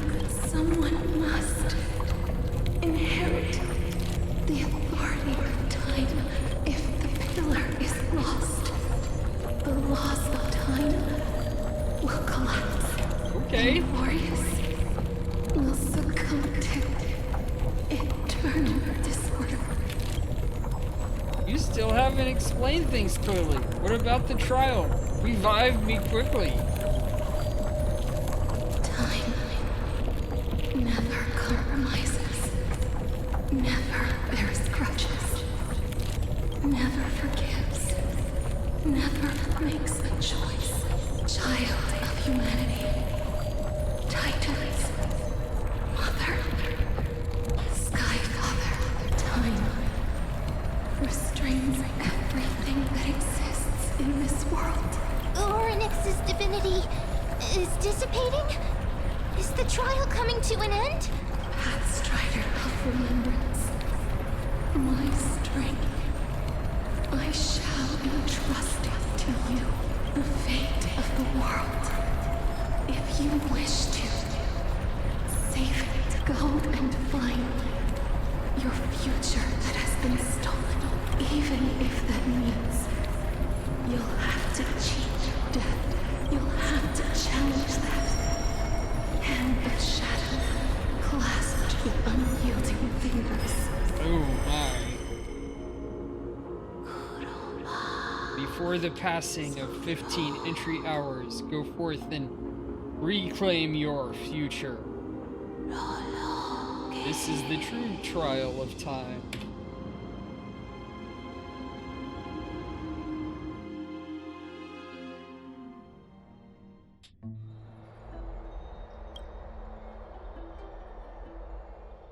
You're finally awake. It brought me back here. I'll keep it simple. You succeeded. Oryx has trusted you with their divinity. Now, you're no different from the demigod of Amphorius. However, Mem has told me about what happened during the trial. They are still explaining things to the others and told me to bring you back to your room first to rest. Titan must be joking, right? Don't side on, hun. There's something that I've never told you. When we landed on Amphorius, our car was pierced by Nikador's lance. Do you remember? Back in the ruins of the Abyss, this was what I said. You passed out when our car got hit. I blacked out too, but not before dragging you out. It's a good thing we were in the car, or we would have been crushed to pieces. Actually, my account kind of made light of the situation. What actually happened was much more complicated. You were severely injured back then, with several wounds still bleeding profusely. I struggled to carry you out, and used the last of my strength to stem the bleeding. But then, I also was hit by a falling rock and lost my consciousness. The last time I checked, you still weren't breathing. But then I regained consciousness. I saw that you were alive and full of energy, so I never brought this up again. How exactly did I come back to life? I'm not sure whether the gaze of Fuli has anything to do with this matter, but according to the Titan, you are living in the form of a memory right now, just like those objects in the past of the miracles with Ornyx. Perhaps Mem is the anchor rope that ties you to the present. I had assumed that you couldn't stray too far from you, but the truth might be the exact opposite. What should we do next? It's not time for us to despair yet. There must be a way to save you. Ornyx mentioned finding your stolen future and cheating death. Considering Mighty's indestructible body, it seems to suggest that there is a kind of miraculous power in Amphorius that can even reverse death. The key seems to lie with the Hand of Shadow, whose whereabouts are unknown. Hey. You alright? I heard you two talking about Thanatos. Cass is also very concerned about the warning. She has left the vortex and returned to the garden. Shall we go and look for her? Thanatos is the Titan that Cass has always been looking for. Regardless of whether there are any clues, there's probably no one else that understands death better than her. Yep. Let's do that then, Chuckly Fun. Oh, right. There's something that I have to tell you. The Chrysosaurs already know everything that has happened to you. I was too worried, so I told them everything. Please don't hate me, okay?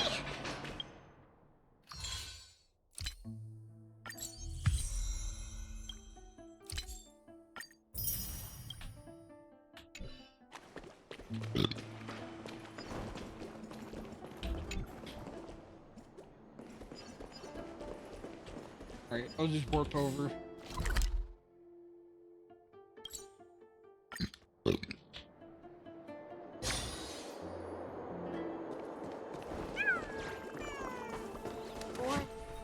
Mister, I'm right here. You hear soft steps coming closer, one step at a time. Please stay there and slowly turn around. For some reason, you feel like you've seen this scene before. You want to turn your head, but you glimpse a dash of purple brushing past your face. Then, a chill seeps through your skin, spreading into your veins. Thump, thump. Your heartbeat begins to slow. At this moment, I just want to close my eyes. Remembering the near-death experience, gotta stand guard. Your vision blurs and cold reality fades into a purple ocean. And then... Please pardon me. A subtle fragrance of an unnamed flower fills your senses, its sweetness making you forget the need to breathe. You realize you were still alive, though to be more precise, your death was not thorough. The coldness of the initial touch dispersed as quickly as it came, and replacing it is the touch of fingertips and the tremble born of trepidation that originated from a certain lanky arm. Her quivering finger gently brushed against your cheek, causing a faint tickle. Just as I expected. I cannot feel anything. Castris, you're shaking. Am I really Back dead? at the Grove, I was puzzled as to why you were not affected by my curse. I thought that it might have been the special ability of a traveler from beyond the sky. Never did I expect that this would be the true reason. I'm sorry. I should have noticed that something was amiss earlier. Mister, if my abrupt behavior just now offended you, I hope that you can forgive me. I'm just thinking, if your soul has really left your body, as a mortician, I might be able to trace where it has gone to. Nice. Cass, did you find anything? My apologies. Not as of yet. Perhaps I have overestimated my capabilities. But, mister, would you be willing to let me try again? This time, I'll increase the area of contact slightly. Perhaps the result might be different this time. Oh. Agree. There is no harm in trying again. I have never touched the living in this way before. If my actions are in any way disrespectful, I hope that you can forgive me.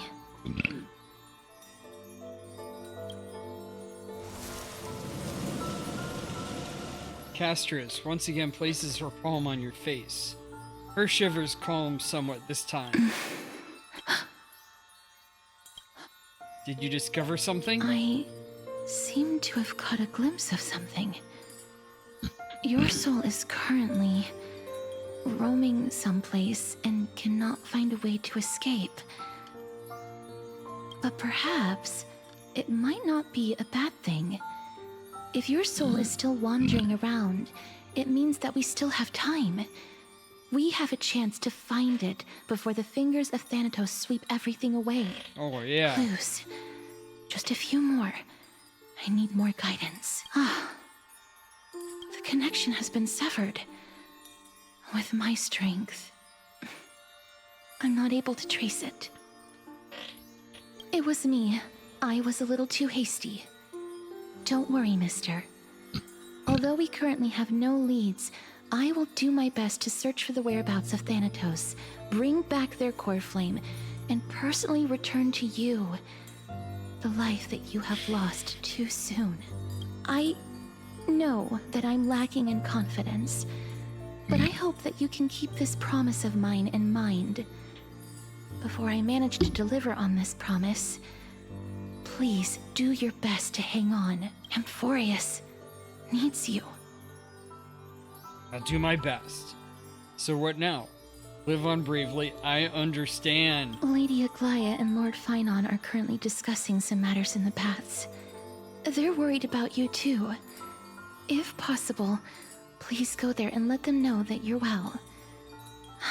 Although, I don't actually know whether your current situation can be described as well. Also, please accept this Styxian fable. Reading can help one to focus and relax. I hope that reading this can help tide you through this difficult period. More species are disappearing.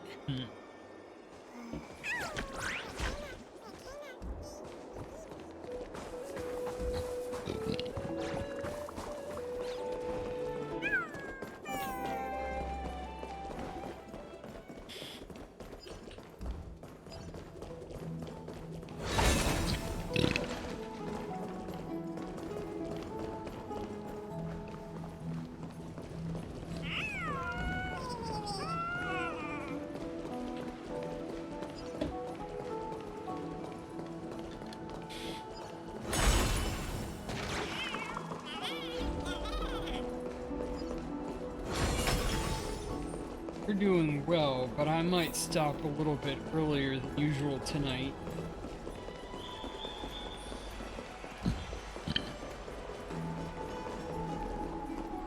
They're here. That partner! Hyacinth said you definitely wake up. How do you feel? So the entire world knows about this now. She can even take the pulse of someone who's dead. It feels quite cool being a departed spirit. Well, at least you look no different from the living. I think that most living people don't even look as good as you do. You've completed the trial of time, and I have to admit that the process went better than I expected. Even in the end, that Titan's heart still showed a soft spot for humankind. Oh, yes. However, I never expected that. Two people who have cheated death would appear in Akima at the same time. That's what we've been talking about. Mighty has been in Akima for such a long time, but has no one thought to study his indestructible body? If there were even any minor breakthroughs, we wouldn't be as clueless as we are right now. Many have had this idea, but so far, there have been no results. If it were successful, Thanatos wouldn't have disappeared without a trace. Nevertheless, now is not the time for us to give up. At the very least, we can still see a glimmer of hope. Cypher. If anyone in this world knows the whereabouts of Death, I'll try and get her to return to Akima. But do be prepared for a less than ideal outcome.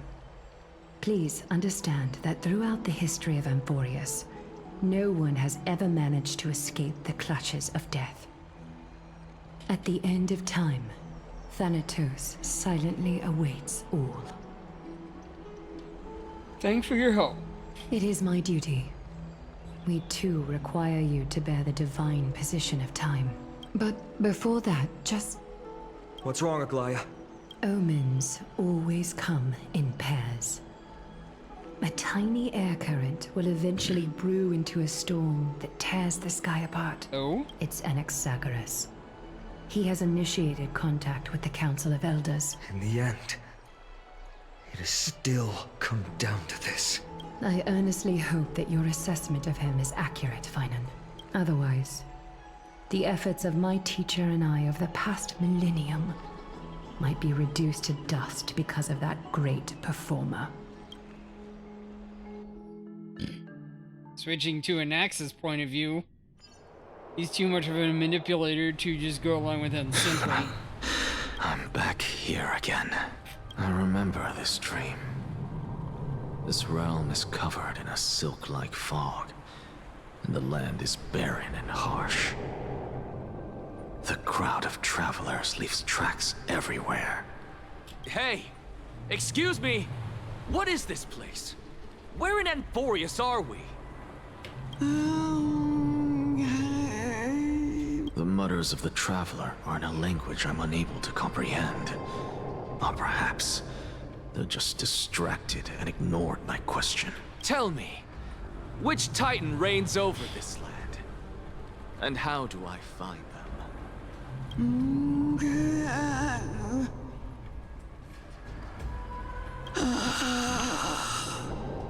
Hand of Shadow. Hand of Shadow Thanatos. Could this possibly be the Netherrealm? Not Netherrealm. Then where is this? River of Souls? The outskirts of the Netherrealm? Are you heading downstream toward the Netherrealm? The Netherrealm. Nothing but an illusion. Okay. Titan rejects you. Me. Listen. What? The traveler lifts their wrinkled fingers and remains silent. I look in the direction they are pointing and listen closely. There. A massive shadow brought the sound of rushing tides.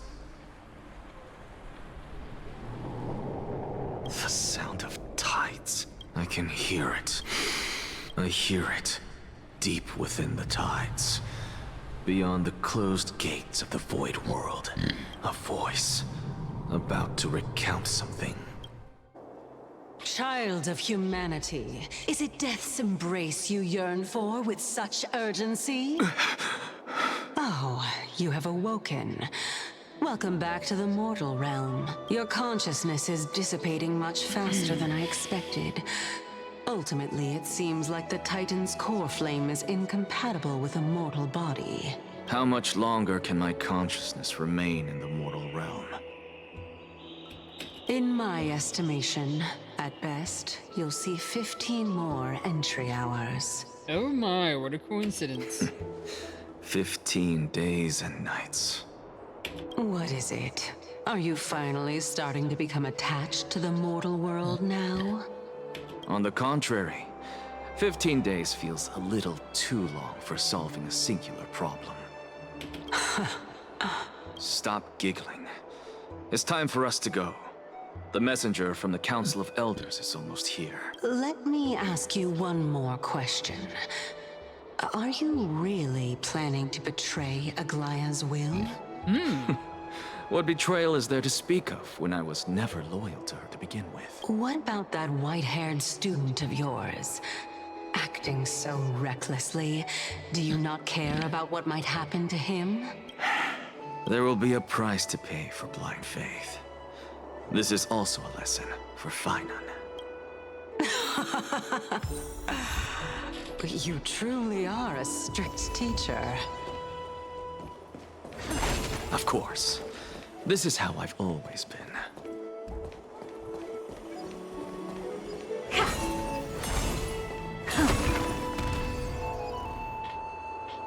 It doesn't bite, yet it finds another way to knock you off your feet.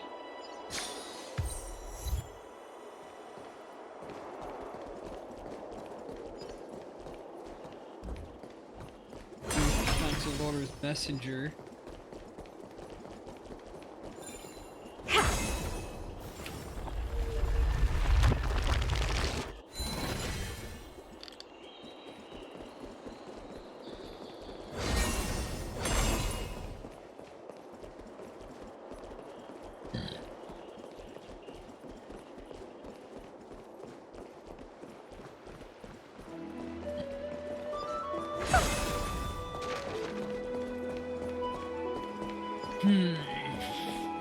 Just warp there.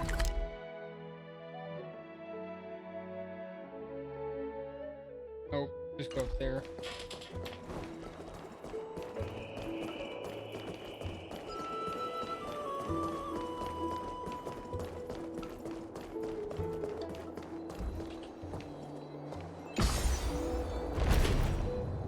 Ascending.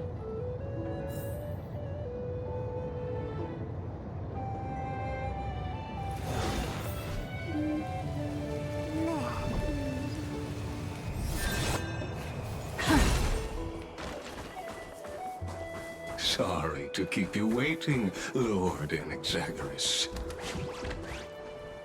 It's been a while, Lord Anaxagoras. I greet you on behalf of all the citizens of Akima and express my deepest regret about what happened at the Grove of Epiphany. Oh? It's you.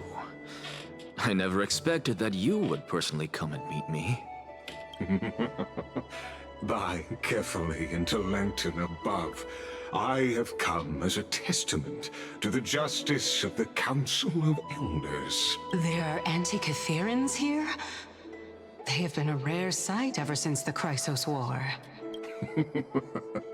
I extend to you my utmost respect, revere.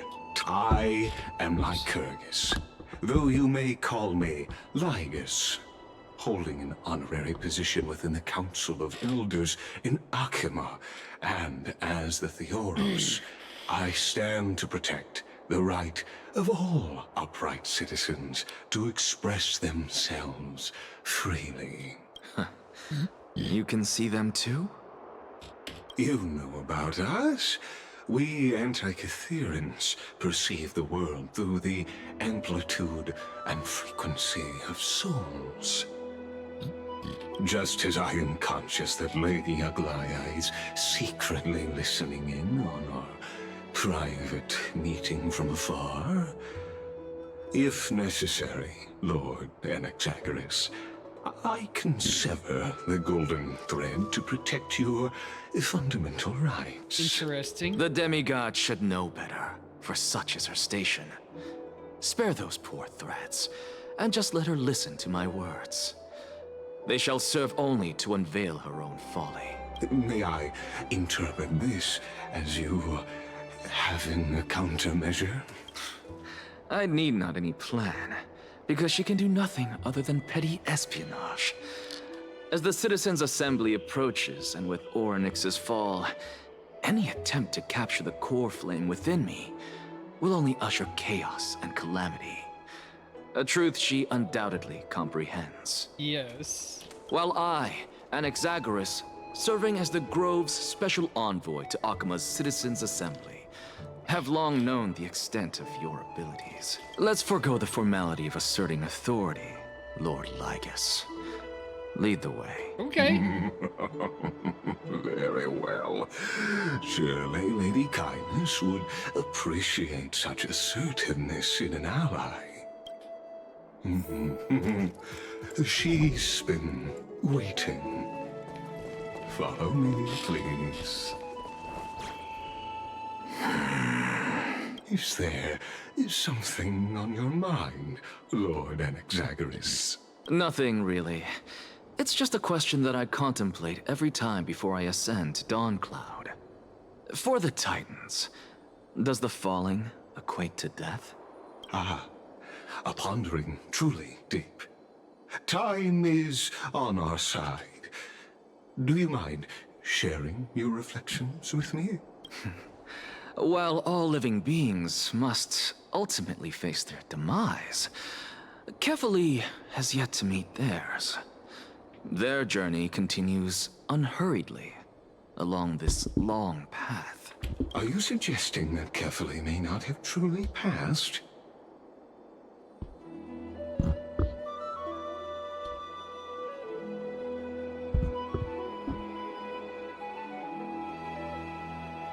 Yes. For dying implies an ongoing process, an action, whereas death signifies a static state, a definitive termination. In contrast to mortals, Titans exist on a grander scale of space and time, thus elongating their passage into death. The notion of their fall is but a misinterpretation born of mortal ignorance. Ah, an intriguing concept, albeit challenging to substantiate. After all, Kefali has maintained a profound silence ever since the era Arasa, while scholars and priests alike have conveyed the message of the gods' imminent fall. Perhaps the gods, in their arrogance, deemed it beneath them to reveal their perspectives to mortals. Great, I'm gonna get another short break.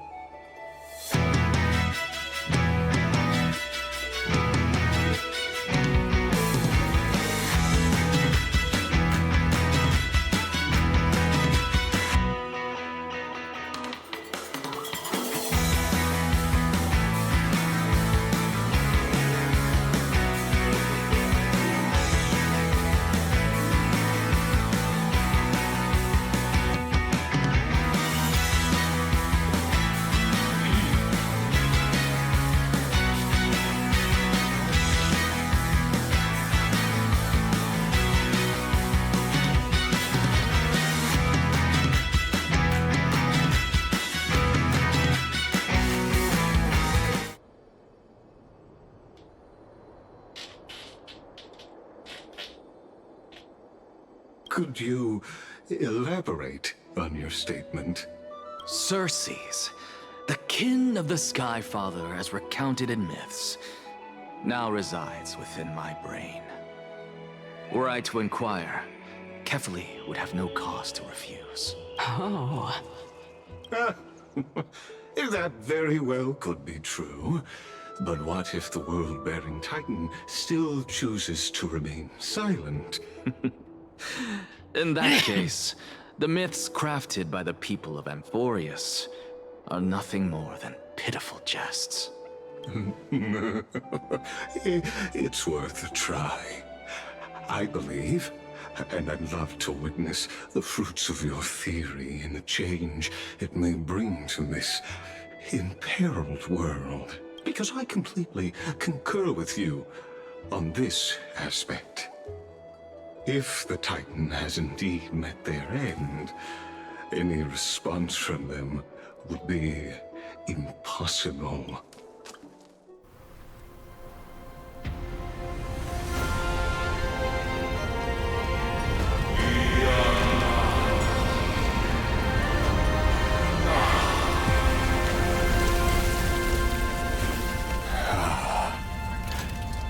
Please, Professor.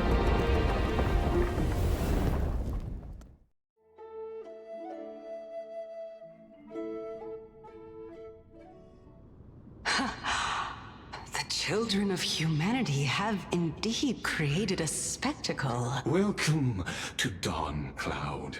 The atmosphere here carries a greater sense of solemnity than the mundane clamor of the Marmorial Palace, with entry permitted only to the invited. Only esteemed beings grace this place, and among them I've received priests, scholars, warriors, and now we even have the honor to be in the presence of a Titan. Oh, what a joyous occasion. Nice. Once deemed a blasphemer, now a surrogate for revered divinity. The honor should rightfully be mine, shouldn't it? I'll notify Kindness and the others of your arrival. Kindly wait for a moment. A soldier will be here to guide you shortly. In the meanwhile, you're welcome to explore the vicinity, but kindly remain within the guard's view. Delaying the crucial meeting is something none of us wish to see, I presume. Yes. I'm well aware of Kindness's methods. There's no need to emphasize that. As you wish. Your cooperation is much appreciated. Alas, I had hoped for a brilliant plan from you.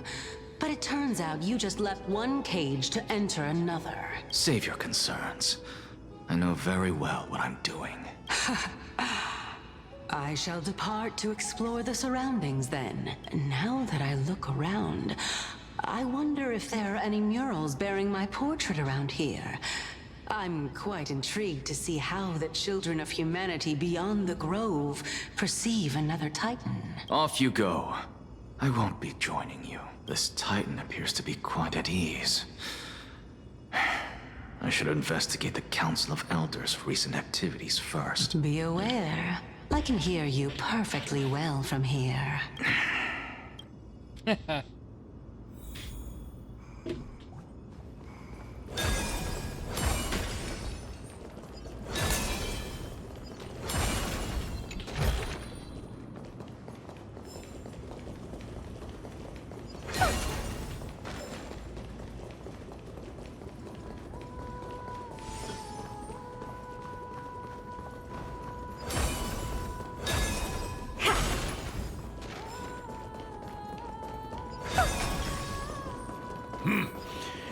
Even blasphemous scholars can come here, it seems. Looks like my presence here is quite unwelcome.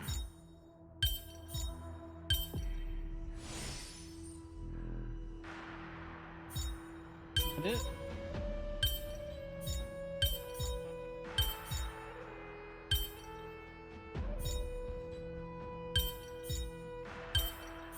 Maybe that's it. Oh, I got it.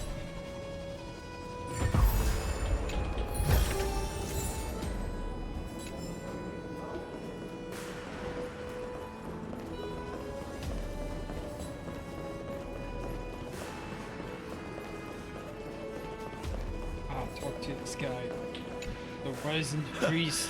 Anaxagoras, I thought that you had died to the Black Tide, just like the other scholars. As Kephales's priest, are you not aware of the decorum of respecting the dead? Surely you jest. You blasphemous heretics are not worthy of respect from the Supreme Being. Let me remind you that you're currently in Dawn Cloud, so you'd better keep your deranged language to yourself. I am no longer that altar servant from years ago who could only acquiesce to the commands of others. Now, I have plenty of ways to deal with people like you. I'm not sure whether I should laugh or cry right now. I can't believe that a follower such as you could have been made by a creation titan. As I see it, a dead titan can't provide you with this level of confidence, right? Then who is it exactly? Could it be kindness? You. Seeing how fond of you Elder Kindness is, I shall let that slide for now. Leave immediately, and don't impede us from receiving the Supreme Being's blessings. Seeing as we were able to hear of this matter from the mouths of others, it seems that Kindness is indeed quite sincere toward us. Perhaps this affair will proceed smoother than I had anticipated. Oh my, what a thrilling confrontation. As expected of one of Kephales's followers. Are you praising or insulting him? Praising him, of course. As a believer of the God of Deliverance, it is only natural that he detests evil. Didn't you hear me? I asked you to leave. Go as far away from here as possible. Don't mutter to yourself like some sort of madman and disturb my meditation.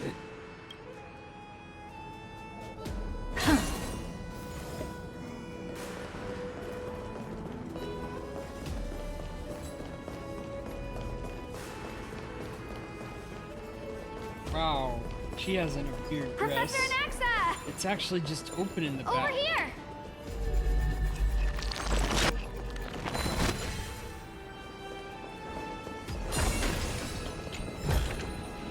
Oh, you Professor Anaxa?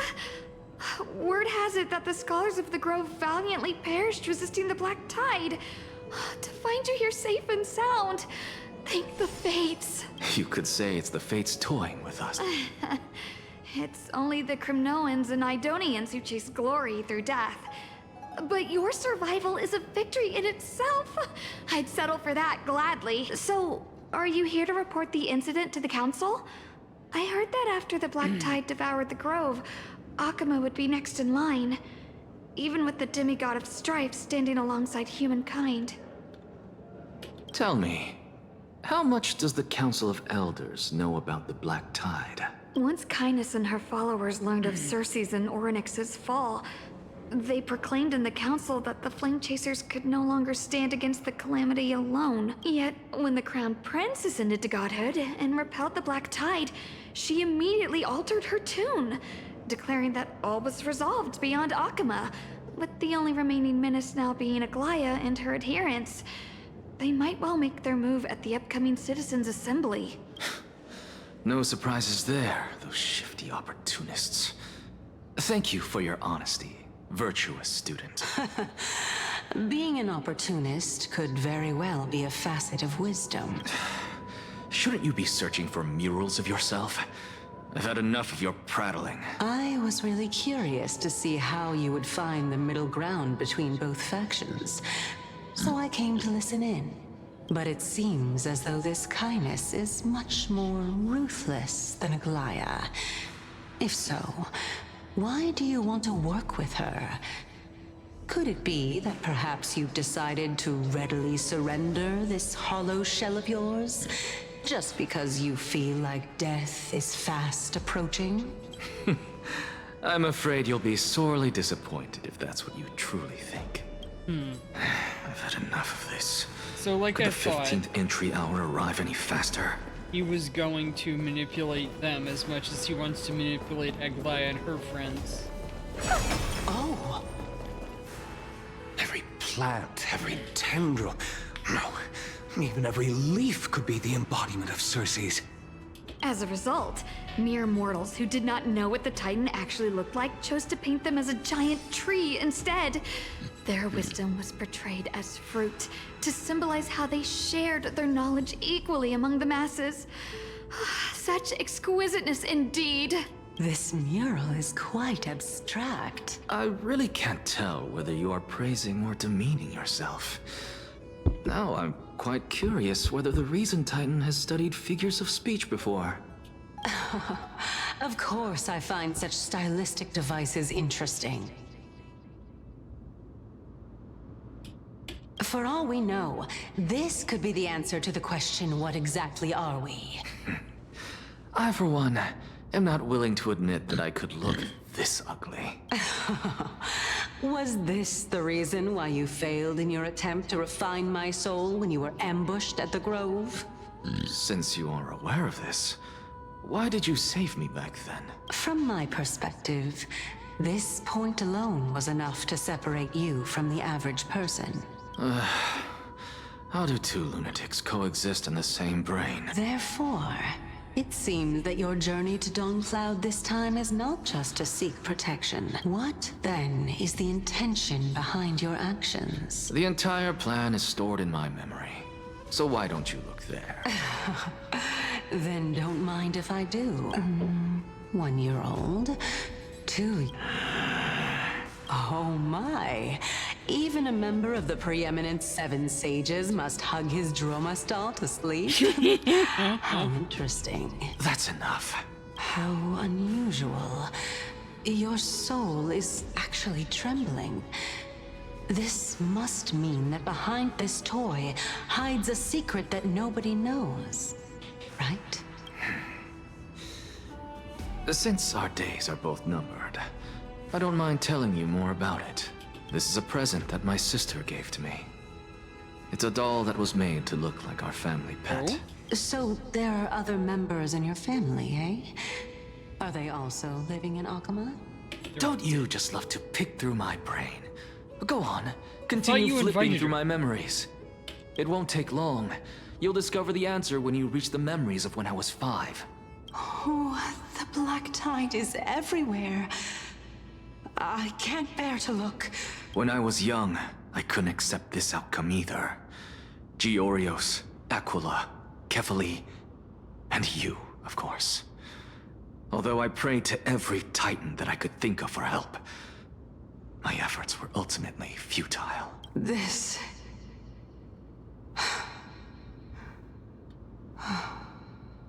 Could this be the inception of your research into alchemy?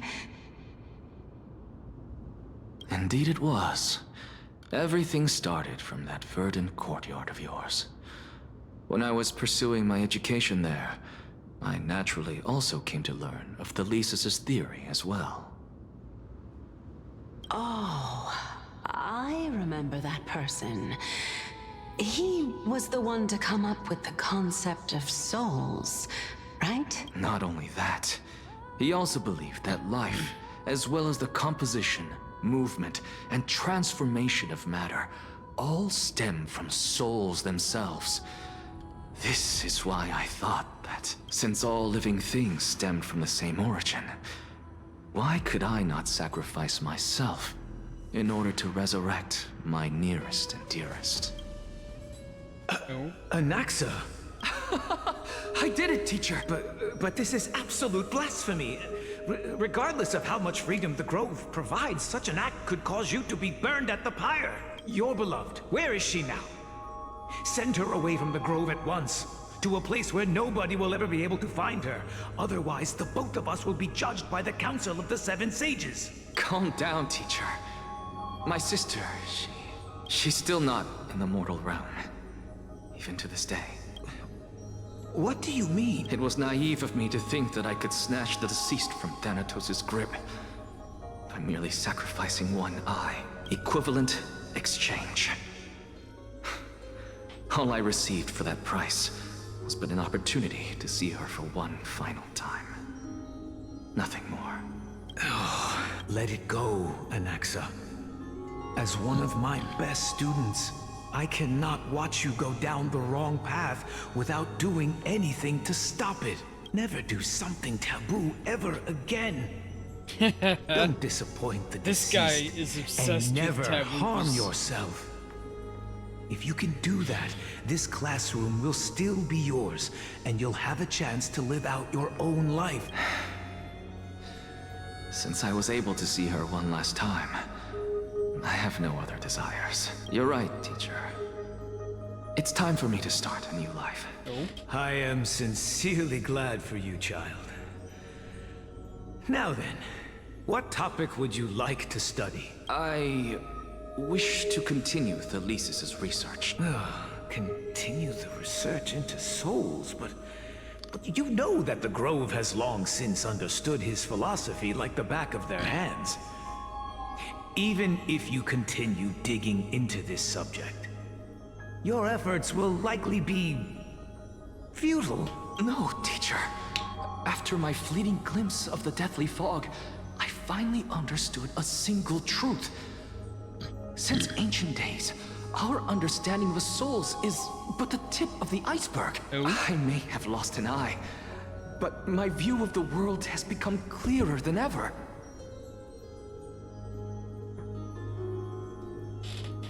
I have grasped the truth with my bare hands. Watch as I turn this farcical world upside down. Who would have thought such a secret lay concealed beneath that hefty eye patch of yours? However, this story doesn't seem to be connected to your plan. In fact, I'd say that they aren't related at all. The answer lies within the tale. If even you cannot understand it, perhaps you should relinquish the divinity of reason to me. After all, it'd be a waste for you to hold on to it. My story ends here. Now it's time for you to tell me your secret. After all, this is what equivalent exchange means, correct? As expected, you laid a trap for me to step into. Unfortunately, even if I was willing to talk about my past, I may not know more about it than you do. Oh? Are you saying that the renowned Reason Titan is now admitting a lack of wisdom? Your followers are going to be sorely disappointed by this. Child of humanity, remember this. Being cognizant of one's ignorance is the greatest wisdom of all. Now I understand. No wonder you asked me to answer your random, nonsensical questions. Not only that, you're the only one who can shed light on my query. As the saying goes, onlookers see most clearly. Is that so? Lord Anaxa. I saw you muttering to yourself and was wondering whether you were caught in... I have a message from Lord Lygus. Lady Kindness has met up with the Council of Elders and is awaiting your arrival. So please depart forthwith. It's finally time. Carefully. The one who created the world, and the one who bears the world. If you truly have not met your end, how will you answer the challenges of those who defy you? I didn't expect you to agree to Lady Kindness's invitation. What a wonderful turn of events. To tell you the truth, there are many people who hold grudges against them. Isn't that the dromas draped in finery? Avoid his gaze. I don't acquaint myself with blasphemers. Don't worry. He's too full of pride to pay us any attention.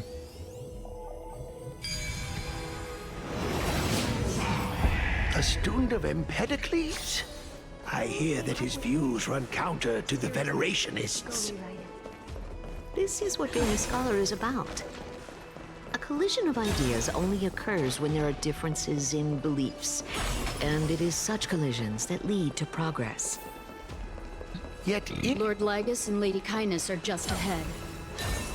I'll take my lead for now.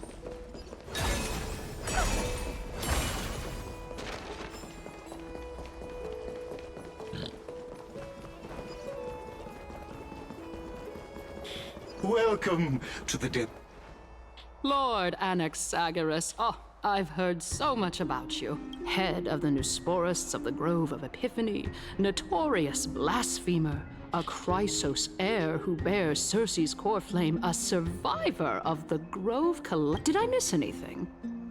Well, if so, please be so kind as to enlighten me. Since Lady Kindness is already well acquainted with me, I won't waste any effort introducing myself again. But then again, perhaps the customs are different here. Back in my hometown, there is a form of etiquette known as honoring guests.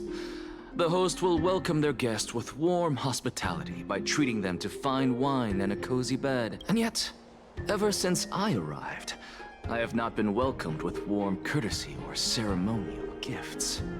Instead, I am met with intense scrutiny. Even more absurd, the host has sharpened their blade and instructed their servants to lie in wait in the shadows. Perhaps you intend to cut open my heart, retrieve the core flame, and then hold a grand feast for all of the guests. Everyone, stand down. Thank you for understanding. I am but a feeble scholar who is not used to the stench of avarice and blood. No need to be humble, my lord. From my perspective, your courage and gumption are worthy of the reputation of the Seven Sages. Your bravery is more than adequate to accomplish our perilous endeavor. So, you wish to start a war? Well, since the Chrysos heirs are calling for war, we will respond in kind.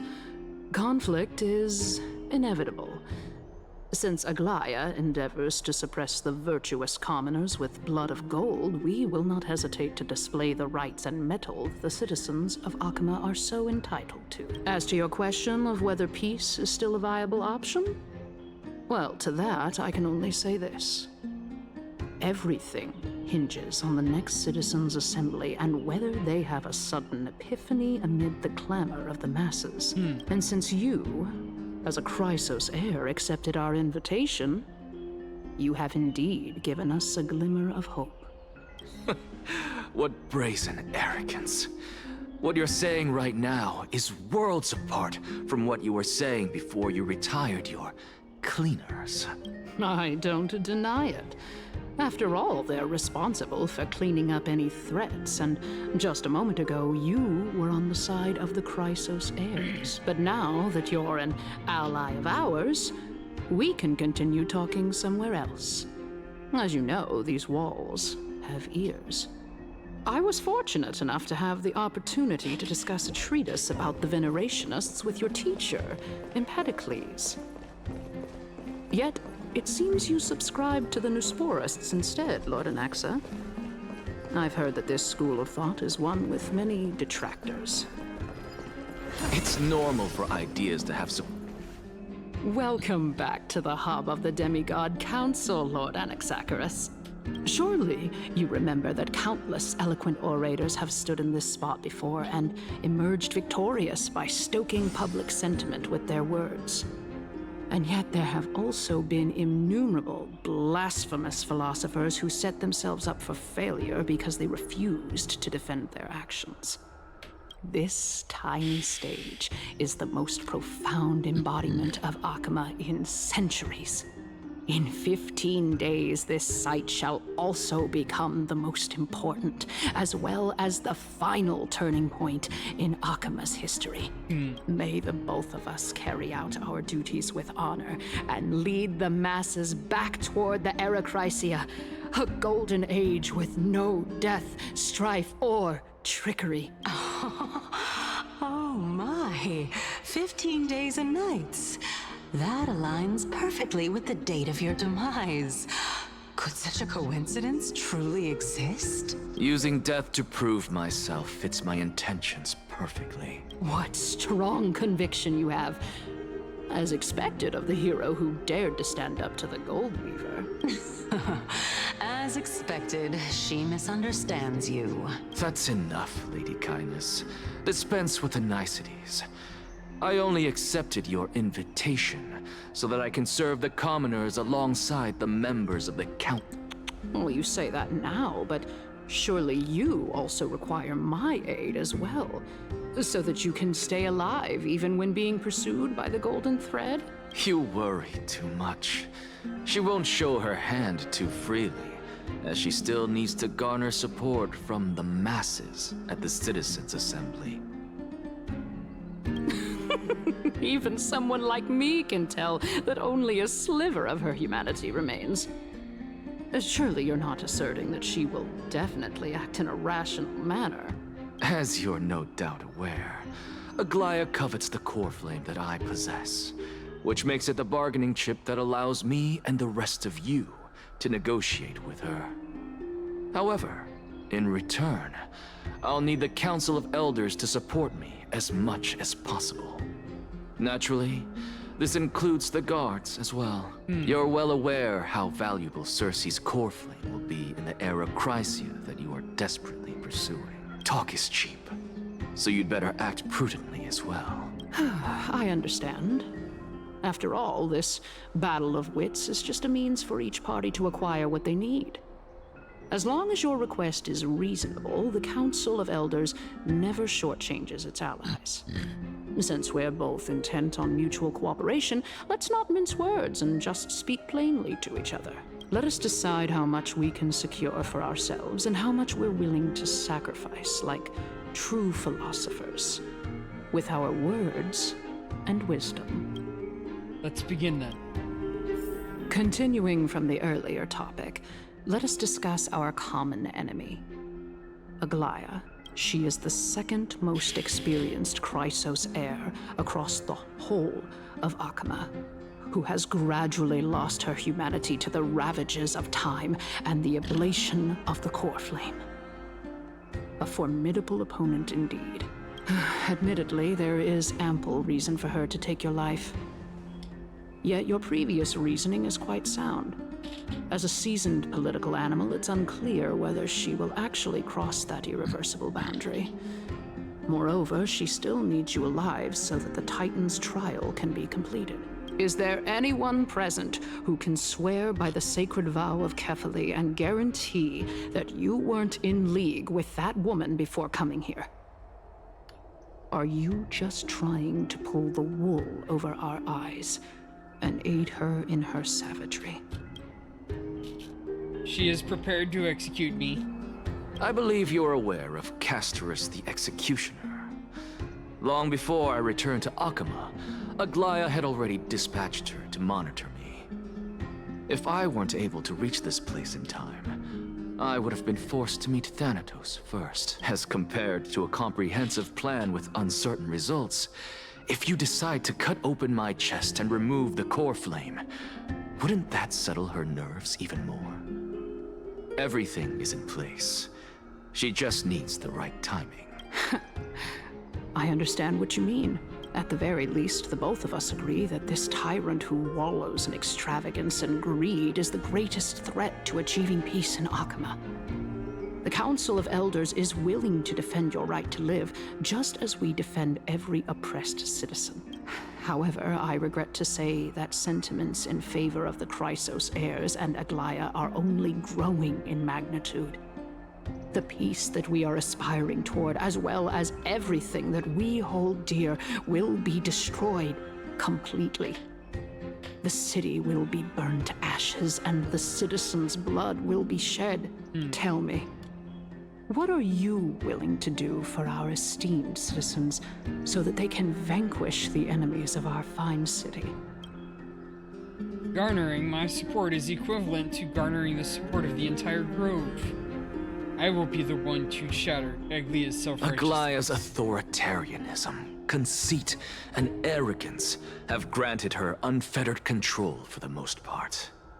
Yet these traits are also her greatest weakness. If I can render her helpless by forcing her to experience the agonizing pain of betrayal, I am certain she will never recover from such a setback. Surely you don't believe that such a tiny betrayal will be enough to push her to her wit's end. What's more, there are many who remain silent, merely watching to see how much chaos I can unleash. Not to mention, you know full well that the Chrysos heirs have never been a united front. In the name of Kefali, Akama thanks you for your sincere and valuable thoughts. At this stage, it's clear that you and I understand the benefits to be won from this discussion. Let me put it plainly. The Council of Elders has always been renowned for its fairness, and that fairness is built on a foundation of sincerity. The Council of Elders has vowed to all citizens of Akaba that it will always remain loyal to them. As for you, my lord, how will you guarantee that you will be able to live up to such earnestness and will not betray Akama's indomitable citizens when the opportunity presents itself? Just as you now betray Aglaya when it suits you. How absurd. My loyalty is unquestionable. Surely you jest. My loyalty does not need to be proven. The fact that the Council of Elders is asking for proof of my loyalty is itself akin to a form of betrayal. I am incredibly honored to have witnessed the both of you bury the hatchet in a civilized manner. However, I am afraid that I must interrupt for a brief moment. As the Theoros, I have observed the following. Lady Aglaya, the Goldweaver, is currently on her way to Dawncloud. Oh. Well, I do believe that we might have a slight overabundance of guests today. Feeling dissatisfied, Lady Kindness? Despite the Council of Elders' lofty residence on Dawncloud, it must still tolerate the whims of the Chrysos heirs. So you were holding back just now. Seems like you are better at playing this game than I. In any case, I'm glad that she's arriving here. So tell me, Anaxagoras, now that you're an ally of mine, if Aglaya were to demand that I hand you over, what should I do? You can do as she says. Tell her that the Council of Elders merely wished to chat with me and had no intention of offending her. However, by doing so, the authority of the Council of Elders will be as thin as papyrus that has been soaked in blood. Not only can it be destroyed at the slightest touch, but the Council will also lose possession of a valuable core flame. Okay. No, more like 2 core flames. After all, at the next Citizens' Assembly, that young lady who is synonymous with death will also be standing on our side. Oh? How can you be sure of that? Is that of importance to you? All you need to know is that I have a plan. In my opinion, you should be more worried about the impending threat. If Aglaya can seize me in full view of the masses today, she could also dismiss the entire Council of Elders in one fell swoop tomorrow. If that happens, the discussion that we've just had will turn into an utter joke instead. Is this the outcome that you wish to see, Lady Kindness? Fine. I will handle this matter appropriately. But you do best to remember this. Fool the people and karma will be on your tail. I'll overlook it this time, but don't count on there being a next time. Unless, of course, you crave cruel punishment and consider suffering the perfect state to ponder the true nature of souls. Well, what do you know? That happens to be one of my rare talents. We shall see, then. Ah, I've got to say that you've managed to really impress me again. But shouldn't you be going after more? Dying to know what I'm after. I mean, I'm the reason Titan after all. It is in me to ask and seek answers. Easy there. You'll learn the answers soon enough. I didn't bring it up with her purely because she doesn't have the means to give me what I truly want. It's as they say, onlookers see most clearly. The true masters of Dawncloud have always been the Theoros, who watches over everything. Who was that? Alright, I am going to shut down the stream. Getting a little tired. I've been pretty busy the past few days. And go look for a raid.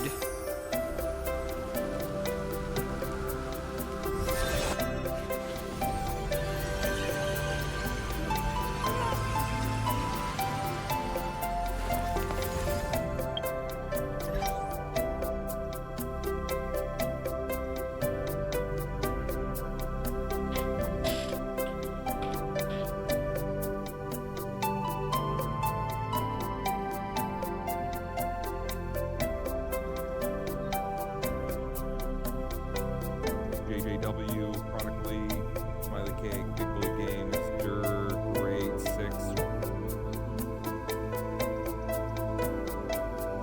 Lady Mizuki. She could use some support. Lots of people on tonight, as I expected.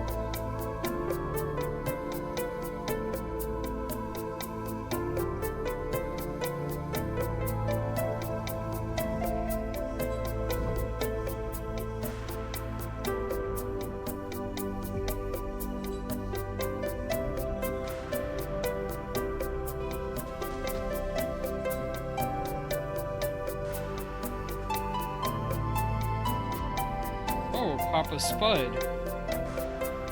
He followed me. It would be good to pay him another visit.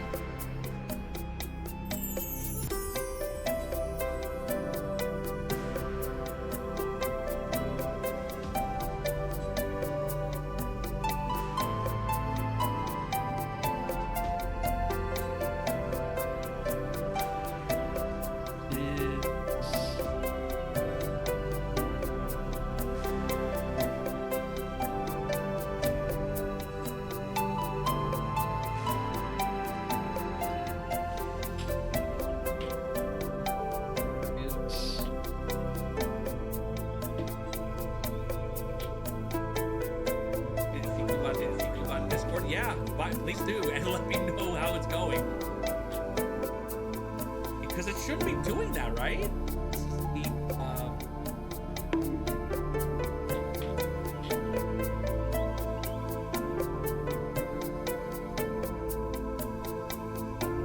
Alright. Should we wait for Kevin? Because Kevin, I think that like if you hire a 99 and go quickly do a Joker, you're correct me if I'm wrong, everybody. I definitely didn't beeline to the Viagra